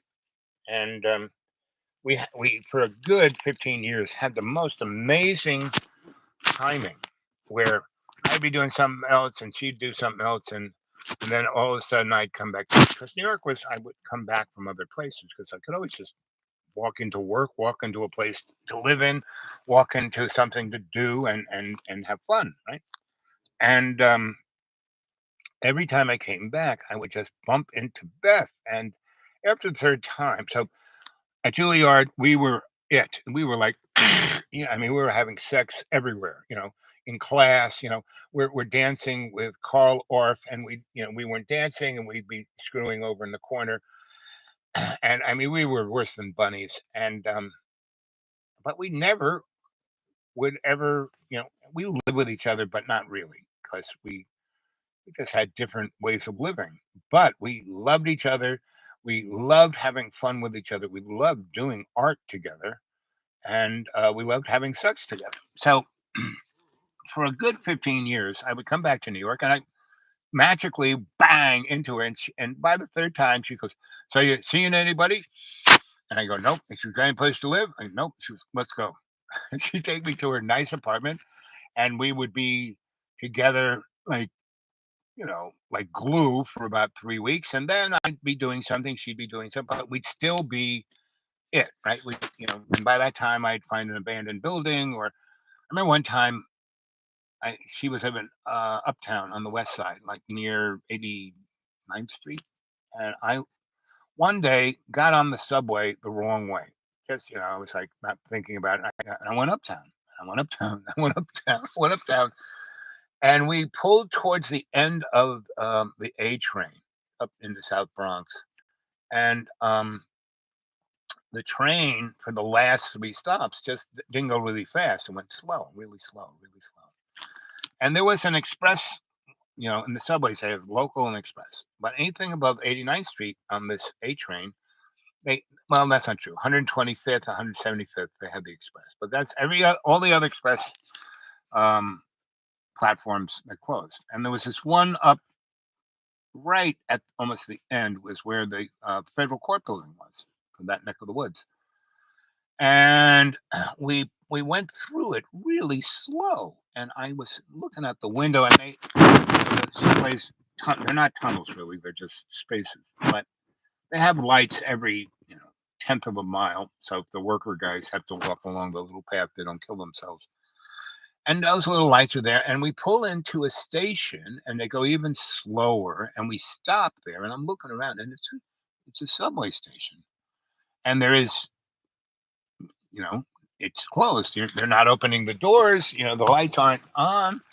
And I got no place to go really, and I went the wrong way to begin with. So I go between the cars, and there's a little two little platforms, and there's a connector between the cars, and so the trains can do this. And they have like little gates, but you can push the gates apart. So I basically push the gate apart, step on top of one of the little things that connects the trains together, and then step on the platform. Right? And I walk toward the back wall, and in about 2 or 3 minutes, the train pulls out. Right? Now I know I can get out of there because you know about a mile or so up the little worker path along the tracks is a place that I can just walk up and then walk into the station and walk out or go to the other side and go back downtown. Right. So anyway, but I'm explaining. I got my explorer hat on. So I'm looking at the platform, and there isn't any exit like there are emergency exits on either side, so I could pop out of those and pop out onto the street, but there is this revolving door that's going into the basement of an office. I go over there, and I'm an electrician, so I got my powerful flashlight, and so I flash my light in there, and this is like, whoa, this is a nice lobby. Look at those steps. Look at that. So I kind of lean against this, and it's a revolving door. I lean against it, and the freaking door goes, and I'm in, and I kind of, and I step out into the lobby. And now I'm inside the building. I mean, the door wasn't even locked.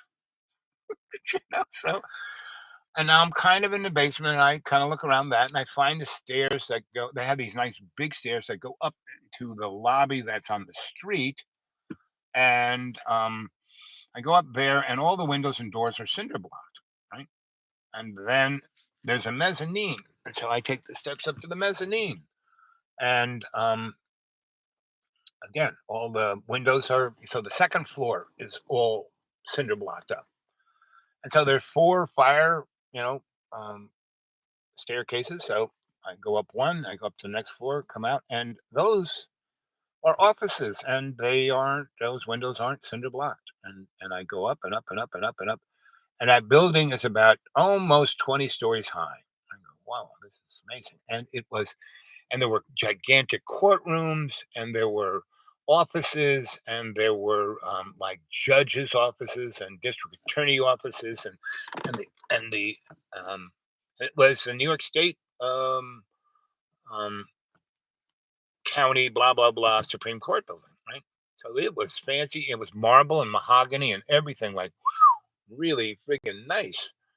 So I walk down, and I go all the way, down to the basement where the subway platform is, and I'm in the fire staircase, and I go down, and it goes down two more layers, right? So I go down, and I'm looking around, and I see the utility right room, right? And I go in there, and there are, that's I can see the Edison box, and I can see the bus, and I can see all the stuff, and then all of the risers to all of the stuff. So I and I'm Mr. Electrician, so I have my little tester with me along with my flashlight. And so, I'm waving my little tester, and it's like at the Edison box, fucking, there's juice, three phase, 1800 amps a leg, and okay. And nothing is locked. All of these knife switches, you can lock them with a padlock. None of them are locked. So I throw the main Edison one, right? And I go down the line, look, with my flashlight, and it says, this distribution bound, this distribution, of this distribution. And then it says elevators. I said, okay, throw that. And I walk up two steps into the lobby of where the subway is, and some lights are on. And the elevator light is on. There's one elevator right there, right on that floor. I walk in, and it's got one of the gatey kind of things, right? And so I open up the gate, get in, close the gate, push, top floor, whoop, takes me up top floor. Get out, go, no, okay. Then I hit each floor. Work. It goes to every frigging floor. Electricity works. So I go down back to the basement, and then it says emergency lights, hallway lights, lobby lights, and I go okay. And they have distribution lights.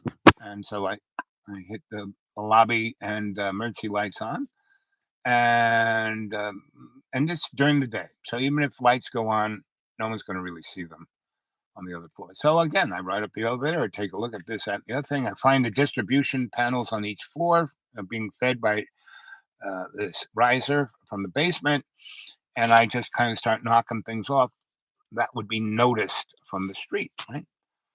So I come back down, um, and I basically, by this time, I spent 4 or 5 hours, right? And I come down and I go to where that revolving thing is, and in the basement where all those utility rooms were, there was a shop for the the guy who takes care of the building, and it had tools, and it had a table saw, and it and so I got a big pair of Kleins, and I went to that revolver door, and where the cylinder is, where the lock is, I took it and screwed the cylinder, took it out, right? So I revolved the door to where the lock had thing. I just stuck my little finger in the hole and pushed the pin into the into the frame, and the door was locked. Now, unless you understood locks and understood those doors and had a flashlight and had good eyes, you would never see, because it was a dark little hole in a dark little piece of metal that was on a dark, frame of a dark door, and there were no lights there. So unless you had a flashlight, unless you really saw what was going on or knew what should be going on, you'd never be able. And so I stuck my finger in there. It was a little catch, and I unlocked it, pushed the door around, pushed the door, locked it, and said, "Okay, I now have my new home." So, I went back to Beth and I told her about my story, and she was, "Well, that's cool." And I said, "So what are you doing now?" She goes, "Oh, I'm nothing." I said, "Let's go have breakfast." She goes, "Oh, it's 1 in the afternoon." I said, "Okay, let's go have lunch." We went over to the Diamond Diner, and a really crappy diner, but had great French. All we would have is cheeseburgers and French fries and a milkshake. Those were and coffee. They had pretty good coffee. So anyway, we went there, and then I got some fries and cheeseburgers to go, and we went down to the subway, and got on the local, and we took went up about 30 blocks and got off at that, and then that train pulled out. There was nobody there. We walked on that little gangplank, maybe 6 blocks, maybe 5 blocks, right? And every 100 feet was a little light bulb, so you could kind of see where you're going. But the thing was only about 24 inches wide, and then shoop, down 6 feet to where the railroad tracks are. So you didn't want to walk up the end. And we were going in, and you could hear the train coming. So they had these little nooks every less than 20 feet, and we just kind of stuck ourselves in a nook, and the train went right by us, and it was no big deal.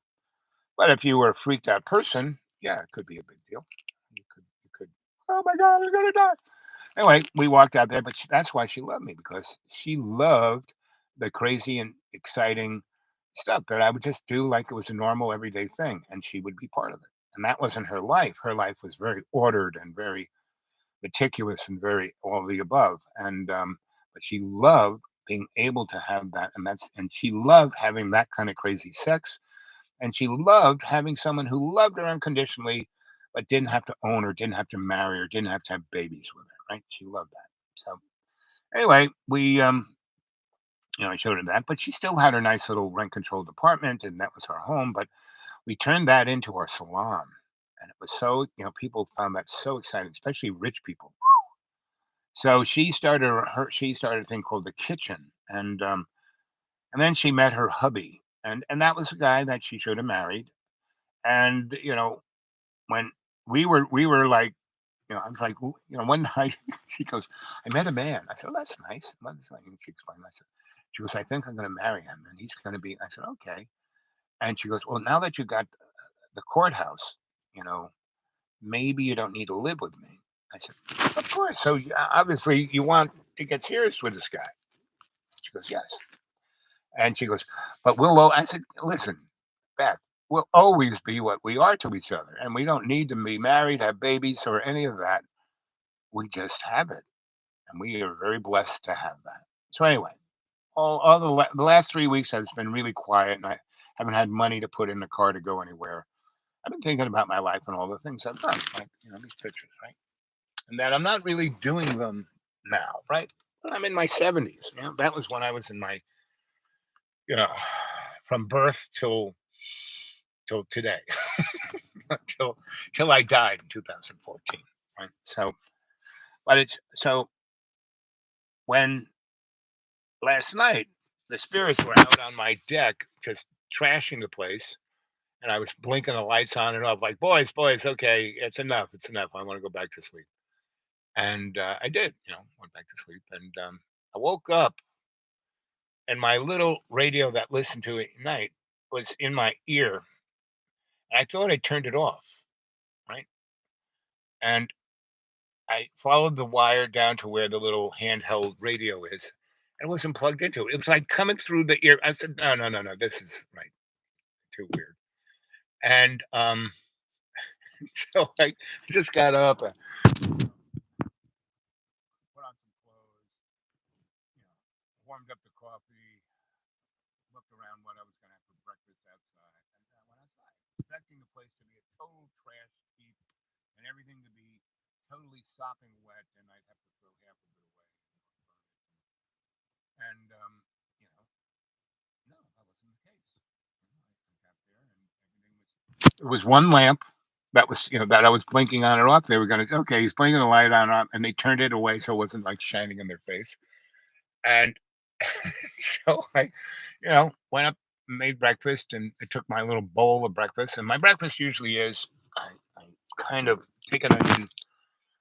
So I caramelize vegetables on Sunday. I cook Sunday, and so I have the kind of bags that the supermarket, plastic bags that supermarket will give you. Well, I take those, I recycle them. I don't buy containers to store food.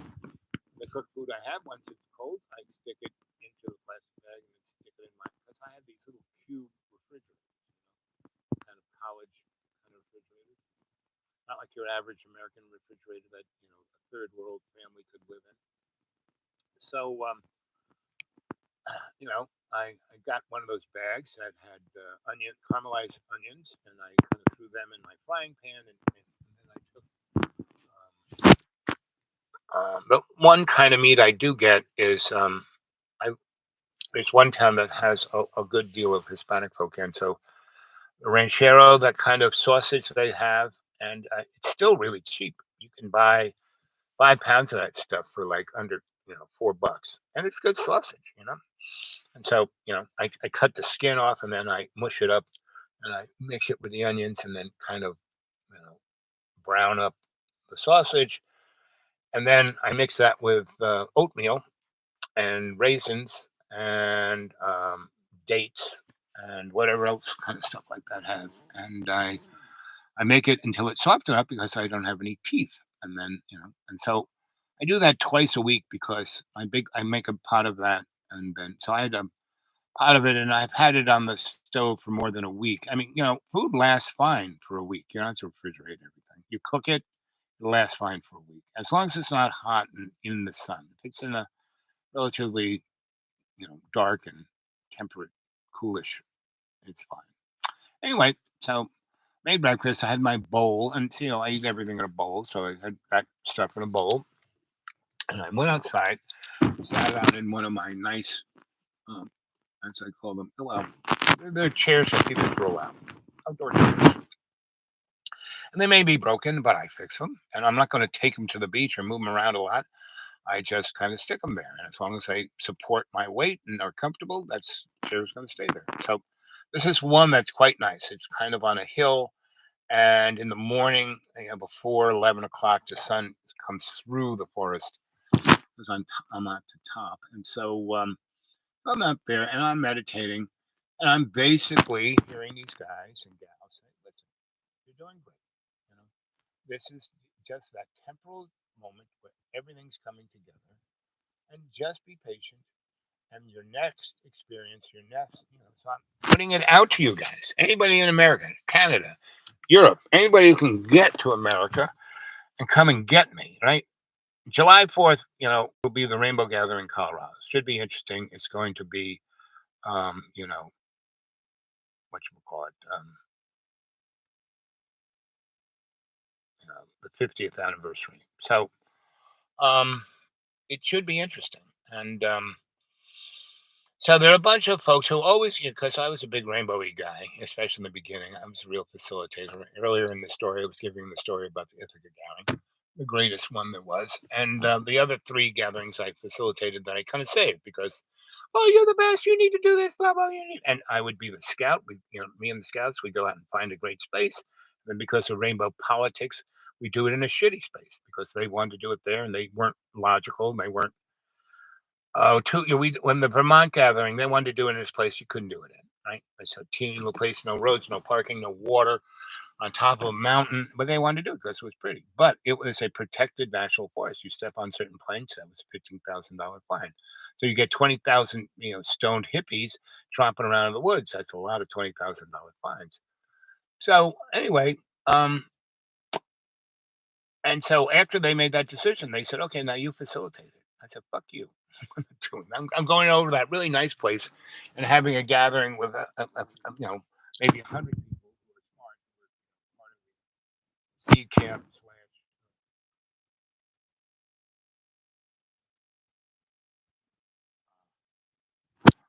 I just use the word, when you go find the place, we were there. So anyway, this is the 50, and people constantly, oh, well, first of all, people complain on social media, right? So they have to come find me on YouTube and then leave me a message, in my comment section. And I never look at that anyway, so they get upset. Right? I'm constantly saying, hey, good morning, good evening, good afternoon. Thanks for putting things on my PayPal. And why don't you add some money to it? I could really use it. Just get a hold of me at the due to wait 42 at Gmail. If you want to talk to me, get a hold of me at the due to wait 42 at Gmail. And they finally do. So anyway, there are a whole bunch of people bothering me. Oh, we're going to come and take you and blah, blah, blah. No, I'm not going to say that, but I didn't heard anyone calling me up or getting a hold of me to communicate to me, hey, let's do this. So anyway, that's where it is. How long have we had this show on? Let's see. 2 hours and 3 minutes.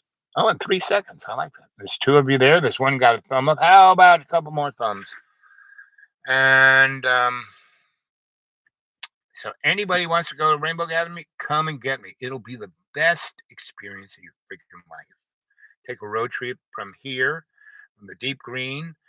I'm just down the road from I-40, and I-40 goes straight across America, right in the middle. And so it goes right to Colorado, right where this gathering is going to be. So the adventure of going from here to the gathering would be amazing. And then, so seed camp, right? And scouts. That's what we were. We were scouts, right? So if we could get there by the 25th of, if you could come and get me by the 20th of June, and then we take 5 nice slow days to go from here to there and get there by the 25th of June, then we could make a nice camp. We could, I could take you around and introduce you to people. Because a lot of the old timers like me are dead, but there's still a lot of them there, and they're the ones who have the most experience and responsible and run Calm and Kitty Village, and have kitchens and do circles, you know. And so, if you really want a life changing experience, come and visit me. And you don't even have to just coming here and not us going nowhere because this is I have there's if you're a big canoeer, this is other than the Rocky Mountains, this is the best canoeing there is in the United States. Noachukee, French Broad, Watoga, and there's three other ones I forgot. Going into a gigantic lake that has about 100 little lakes on it that you can canoe around, and they're all within. You can drive to any point of those, within a 20-mile range. And there's loads of places to get in and out real simply. And if you're a canoeer, you should come visit me because I'm right between Boone, North Carolina, and Johnson City, Tennessee. Right? So, and I have a Garden of Eden. I have Cadillac camping. I have these unbelievably comfy, flat, well drained campsites. When I ran my mystery school, I had 50, 60 people here when there's nobody else here. And I have this nice little cabin that has two kitchens and has a nice bathroom and a shower, running water, electricity, and I big, all my, I have three or four places where water comes from my well. But they're called Johnny pumps. From those, I have hoses because that's my hot water heater. So I have a 200-foot hose going from one of those to the deck where I wash my dishes. And for 200 feet of 3/4 inch hose, I have about 30 gallons worth of really hot water, and then it's warm water, right? And then it's cold water, and then it's frigid water. So I have enough to take a knife. And I have enough to wash my dishes. I have enough to wash my clothes. I have a washer dryer out in the middle of the woods because this guy was going to throw them. So wait. Don't come back and bring your truck over here, back it in here. Let's take those. I said, do they work? And he goes, kind of. I'm going to take them to the dump and throw them away, but they want me to pay $50 for each. I said, well, you just take it here. Let's put this one here, right next to the PowerPoint. Let's put this one. This is out in the middle of the woods. Why is this panel out here? Why is it? I said, well, someday there'll be a house here, but right now, no. Right now, I'm putting the dryer here. And over here, there's another outlet and there's water, and that's where I'm going to put the washer. And that was 5 years ago. And the suckers still work. Of course, they're broken, and you have to kind of tinker with them to get them going. But once you get them going, not so bad. Like I said, 200 foot of hose takes really pretty hot water into that washer. Wash those clothes up quite nice.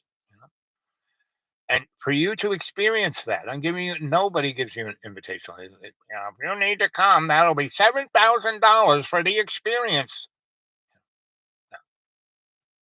I am giving invitation to those cadre who are willing to make themselves better, who are willing to, in every day and every way, take the piece of the earth and make it stronger, who are willing to do their best. And if you can't do that, even if you found here, people have come here and with the I'm going to do this, it's going to be great, and then they couldn't do it. They couldn't do those things. They couldn't serve love's co-creations. They couldn't, do their best. They just wanted to slack off. Go to the nearest place and have a beer and hang out. They weren't, because come here. We have little chores we do. We cook, we clean, we fix, and we read and we talk. But majority of the time, you are sitting in a hammock in a beautiful, bucolic place meditating, and then the spirits come to you.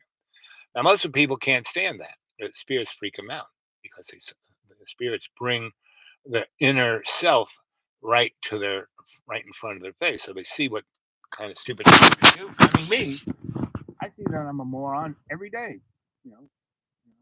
40% of the time. Ooh, I'm like Homer Simpson. Ooh, at least Homer, we go. Ooh, he realized, kept realizing. So, and that's where I'm at. So this morning it was raining real hard. Then it stopped. I said it stopped. So I got up, and like I said, had coffee, made breakfast, went out. It was a beautiful day, not a cloud in the sky. Right now the clouds are back and it's going to rain again. And that's this place. That's what a rainforest does. And so at least the sun isn't out, and I'm not being barbecued. So 2 hours, 9 minutes, and 22 seconds. So whoever that was, Marilyn, I can't see the name. I'm wearing two glasses. I'm not wearing my Ben Franklin's. But thanks for chatting. I really appreciate that. And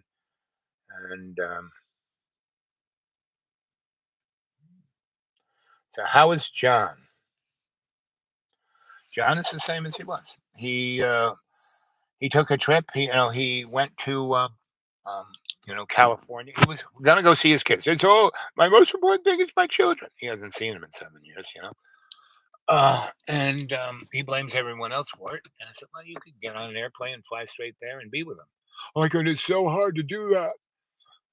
And then he, basically decided he went. He just said, "I'm gonna go," and he got in his car and he drove by here. He was like 20, and he was, he went by Asheville, and which is on the way to where I am, and you know, and that's why I kind of got a hold of him. He was probably maybe 40 miles from where I was, and I got a hold of him and said, "Hey, where are you?" I said, "Really? That's right nearby. I can come to you." I said, "Where are you going?" "I'm going to go see my son." "I'll go with you. I'll help you deal with your kids, your family, your wife." Can you really? I'd really love that. I said, "Yeah, yeah, yeah. Just stay there, get a motel room. I'll be right there." I said, "Can you turn around and ride 40 miles?" "It was so hard driving. I got so far to go." I said, "Well, 40 miles. I'll do the rest of the driving." "Oh, it'll cost me so much money." Anyway, so of course, he didn't. He drove further on and got deeper and deeper into. So he was away for 2 weeks. Instead of seeing his kids, he went to California to be a movie star, right? And he lasted 2 weeks and he couldn't stand it, right? He just kind of, you see him. And if you, all you had to do is go on his channel and, he put up a show. Let's see if I can pick it up. Let's see what he's got on there. Do, do, do, do, do.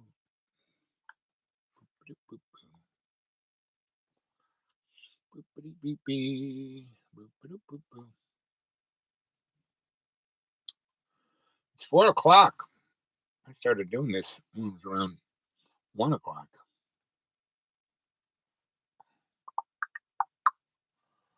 Let's see what.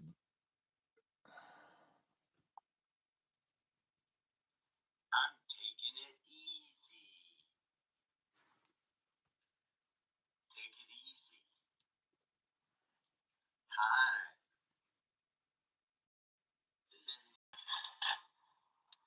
So exhausting. Taking it easy.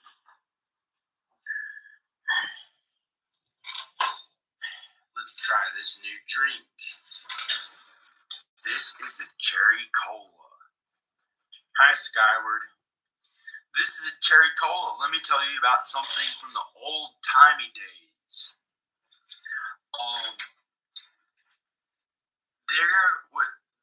There used to be, when they made Coke, they had these fountain.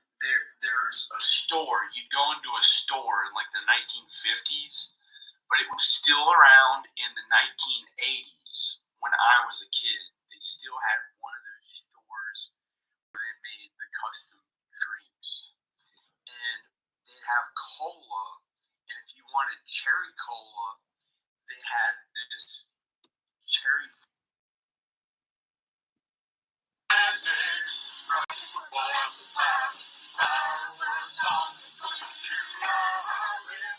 This is his movie, Rednecks. So he doesn't really put anything new up. He never really talks about it. He's just always, talking about the old times. Remember when we had cherry Cokes?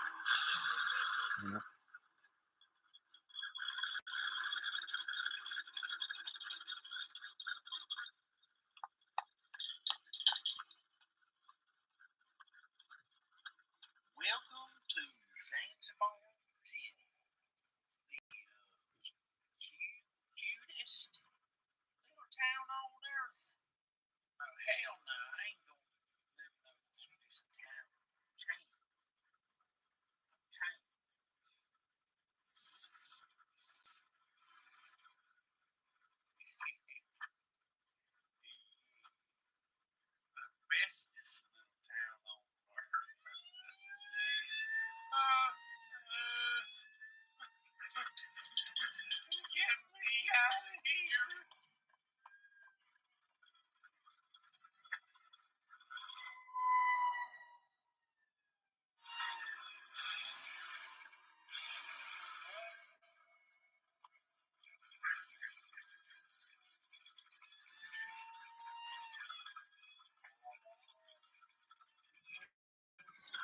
Well, that's how John's doing. He's living the old days. He's not doing anything new.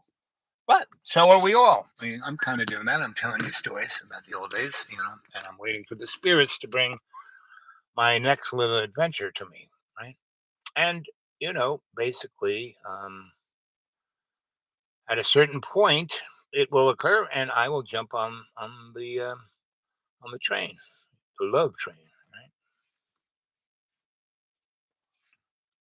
Who's saying what?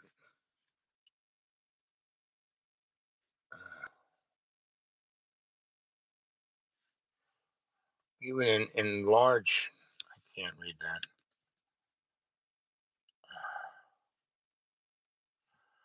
So this is what getting blind is like.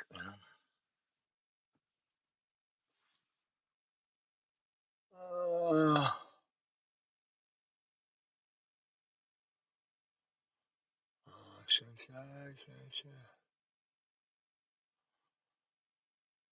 the night I was in my fish tank.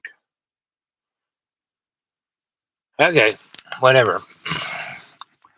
Uh, what can I say? It's 16 minutes. When it hits all twos, I'm going to say about everything. Oh, it's getting a little toasty, so I'm going to. Able to take the lead on, if not all, most of this investigation.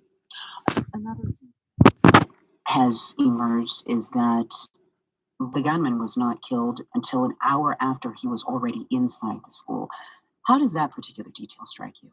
I was shocked that it took law enforcement that long to take down the shooter in the school.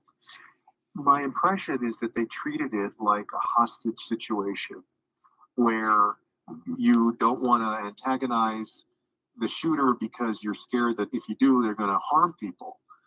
But the problem with that theory, at least, is that they must have started hearing those gunshots at some point, knowing that he was shooting at people. In fact, they've said that he started firing off the gun before he even got into the school.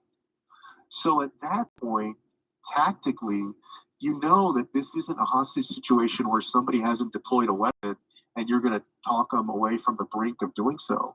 Now you've got an active shooter, and the decision to sit there for 40 minutes or 45 minutes and not engage the shooter is one that I think a lot of Americans and a lot of Texans and most of all those families are having a real hard time accepting and understanding. Yeah. At what point did you decide it is time for the federal government to come and to call for the FBI to conduct an investigation because you couldn't trust the local authorities in your own state? Well, once I heard the story start changing from state authorities overnight and multiple times, I lost confidence in them being able to take the lead and offer the public, and most of all, offer the families in Uvalde a comprehensive and accurate accounting of what happened. Have you had any direct conversations with local or state law enforcement officials there? Have you told them, asked them to explain their discrepancies? And if so, what kind of answers have you gotten so far? My staff has reached out to the Department of Public Safety for a briefing, but I have not received one. I understand that state legislators have been briefed by DPS. I have spoken to the FBI today and have been told that they are in the process of collecting every single piece of information and evidence that they can. A cell phone video, body cam video, the video from the school, a video from across the street, the phone calls. So they're in the process of doing that now. And I reiterated to them that I would be most comfortable, and I think at this point, much of the public would be most comfortable with the FBI taking the lead in this investigation. Do you have any reason to feel that officials have been deliberately untruthful in your state? I can't say one way or the other at this point, but every possibility needs to be investigated, along with an accurate account of what happened with the shooter and how victims ended up dead. What are you ultimately hoping that the FBI can clarify? I think at a base level, I just want them to be able to give the public a true and accurate account of what happened. That's what the families want. They don't want 3 or 4 different versions of the facts. They don't want anybody shying away from the truth for whatever reason. That's what I think the FBI can provide. That is Democratic Congressman Joaquin Castro of Texas. Thank you very much for your time today. Thank you. Colombia may be on the verge of electing its first left-wing president. The frontrunner in Sunday's balloting is Gustavo Petro, a former... Not really, because there was one before we put Pinochet in there. That was kind of interesting how they went from the senator of Texas saying, we want the truth and we don't want like 5 different stories, and then the next story is telling a whole different story about what happened historically. And we started off with John talking about back in the old days. I'll tell you a story about old days, and it's every time it's sad because everyone talks about the old days, right? Because we all have them, right? And it depends on your dynamic of what your life was about, right? So if you're talking about Cherry Coke, and what does that mean? What does that represent? What memory does that take you to? So anyway, it's John, I keep saying John is the canary in the cultural social coal mine. You want to see what's going on in America. You want to see the consciousness of Americans. Look at John Birmingham, not me. I'm not the consciousness of America. It'd be nice if it was. It'd be nice if people were looking at stuff. It'd be nice if people could have an open mind. It'd be nice if they could suspend disbelief from their silo of what they're told. It'd be nice if they weren't, um, hormonally um, motivated by what they say and think is real. You know, and to do that, you have to be conscious. You have to have your conscious intent. I am right. And you also have to get away from a laundry list. I mean, I don't know how long you guys watched John Birmingham, but basically he says, as long as I've known him for 17 years, give or take, he says the same thing over. It's his parents' fault. He was picked on in 5th grade by the gym teacher. That he has these points of reference. He just keeps going on and on and on and on. Yeah, I tell stories about what's happened in my life, but it and yes, it does. I don't want to say motivate, but it gives an experiential that I could then build a further understanding and a realization of, okay, I don't have to believe everything. That's I have to have an open mind. And that's what John doesn't have. There's no open mind. You can't talk to him, because all he does is say this. It's his parents' fault. They're jealous of him, and they stopped him from being Hollywood star. He was in Hollywood. He could have done it. He was doing it. He graduated school. He was, he was working as a PA. He could have stayed there. He didn't have to. He could have, you know, at 9, I became an electrician because that's the only thing I was thinking about was electricity, right? Which gave me a base of experience, and I was very blessed to work for like the guy who had the first master electrician's license in America, if not the world, who had worked for Nikola Tesla, who worked on the Niagara Falls projects. He worked on wiring the subways, and you name it, he did it, right?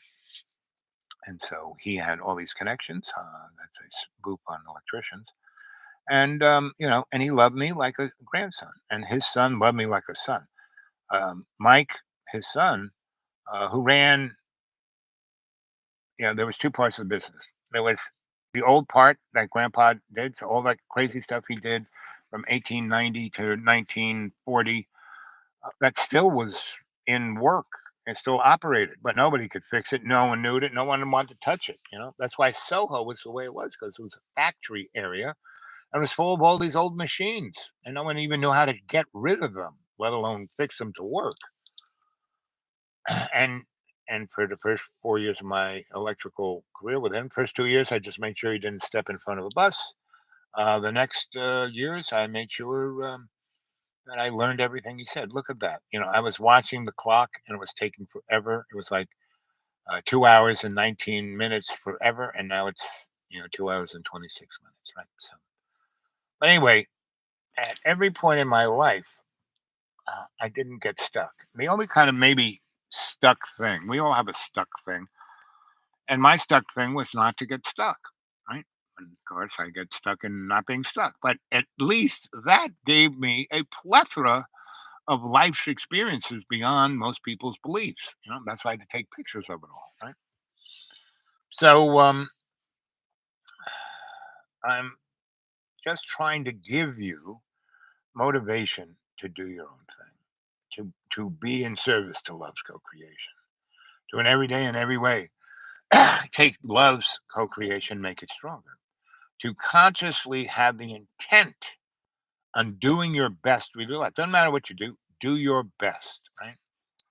And when you do your best and you're doing it moment to moment, there is no space to worry. There is no space to have anxiety. You're doing your best.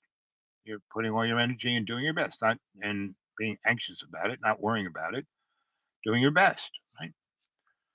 And you don't have to be perfect. No one's perfect, but you can do your best, right? And so that's all I'm saying is let's do our best. Let's see what we can do. Okay, I'm gonna call up one more person to see if they answer the phone.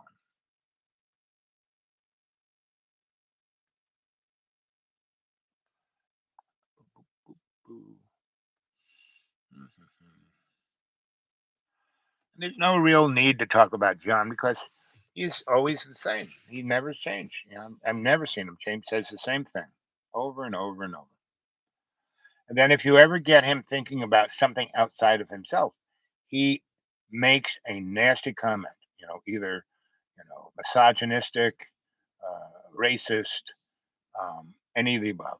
And again, John is not um, racist or homophobic, or 'cause he's probably gay. And most men don't realize that all men are gay. You know. Do, do, do, do. Oh, there she is. Let's see if she answers the phone.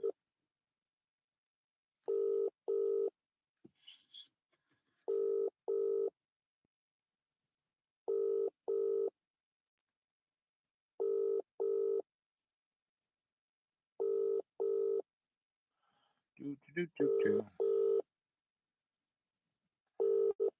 One ringy dingy, two ringy dingy, three ringy dingy.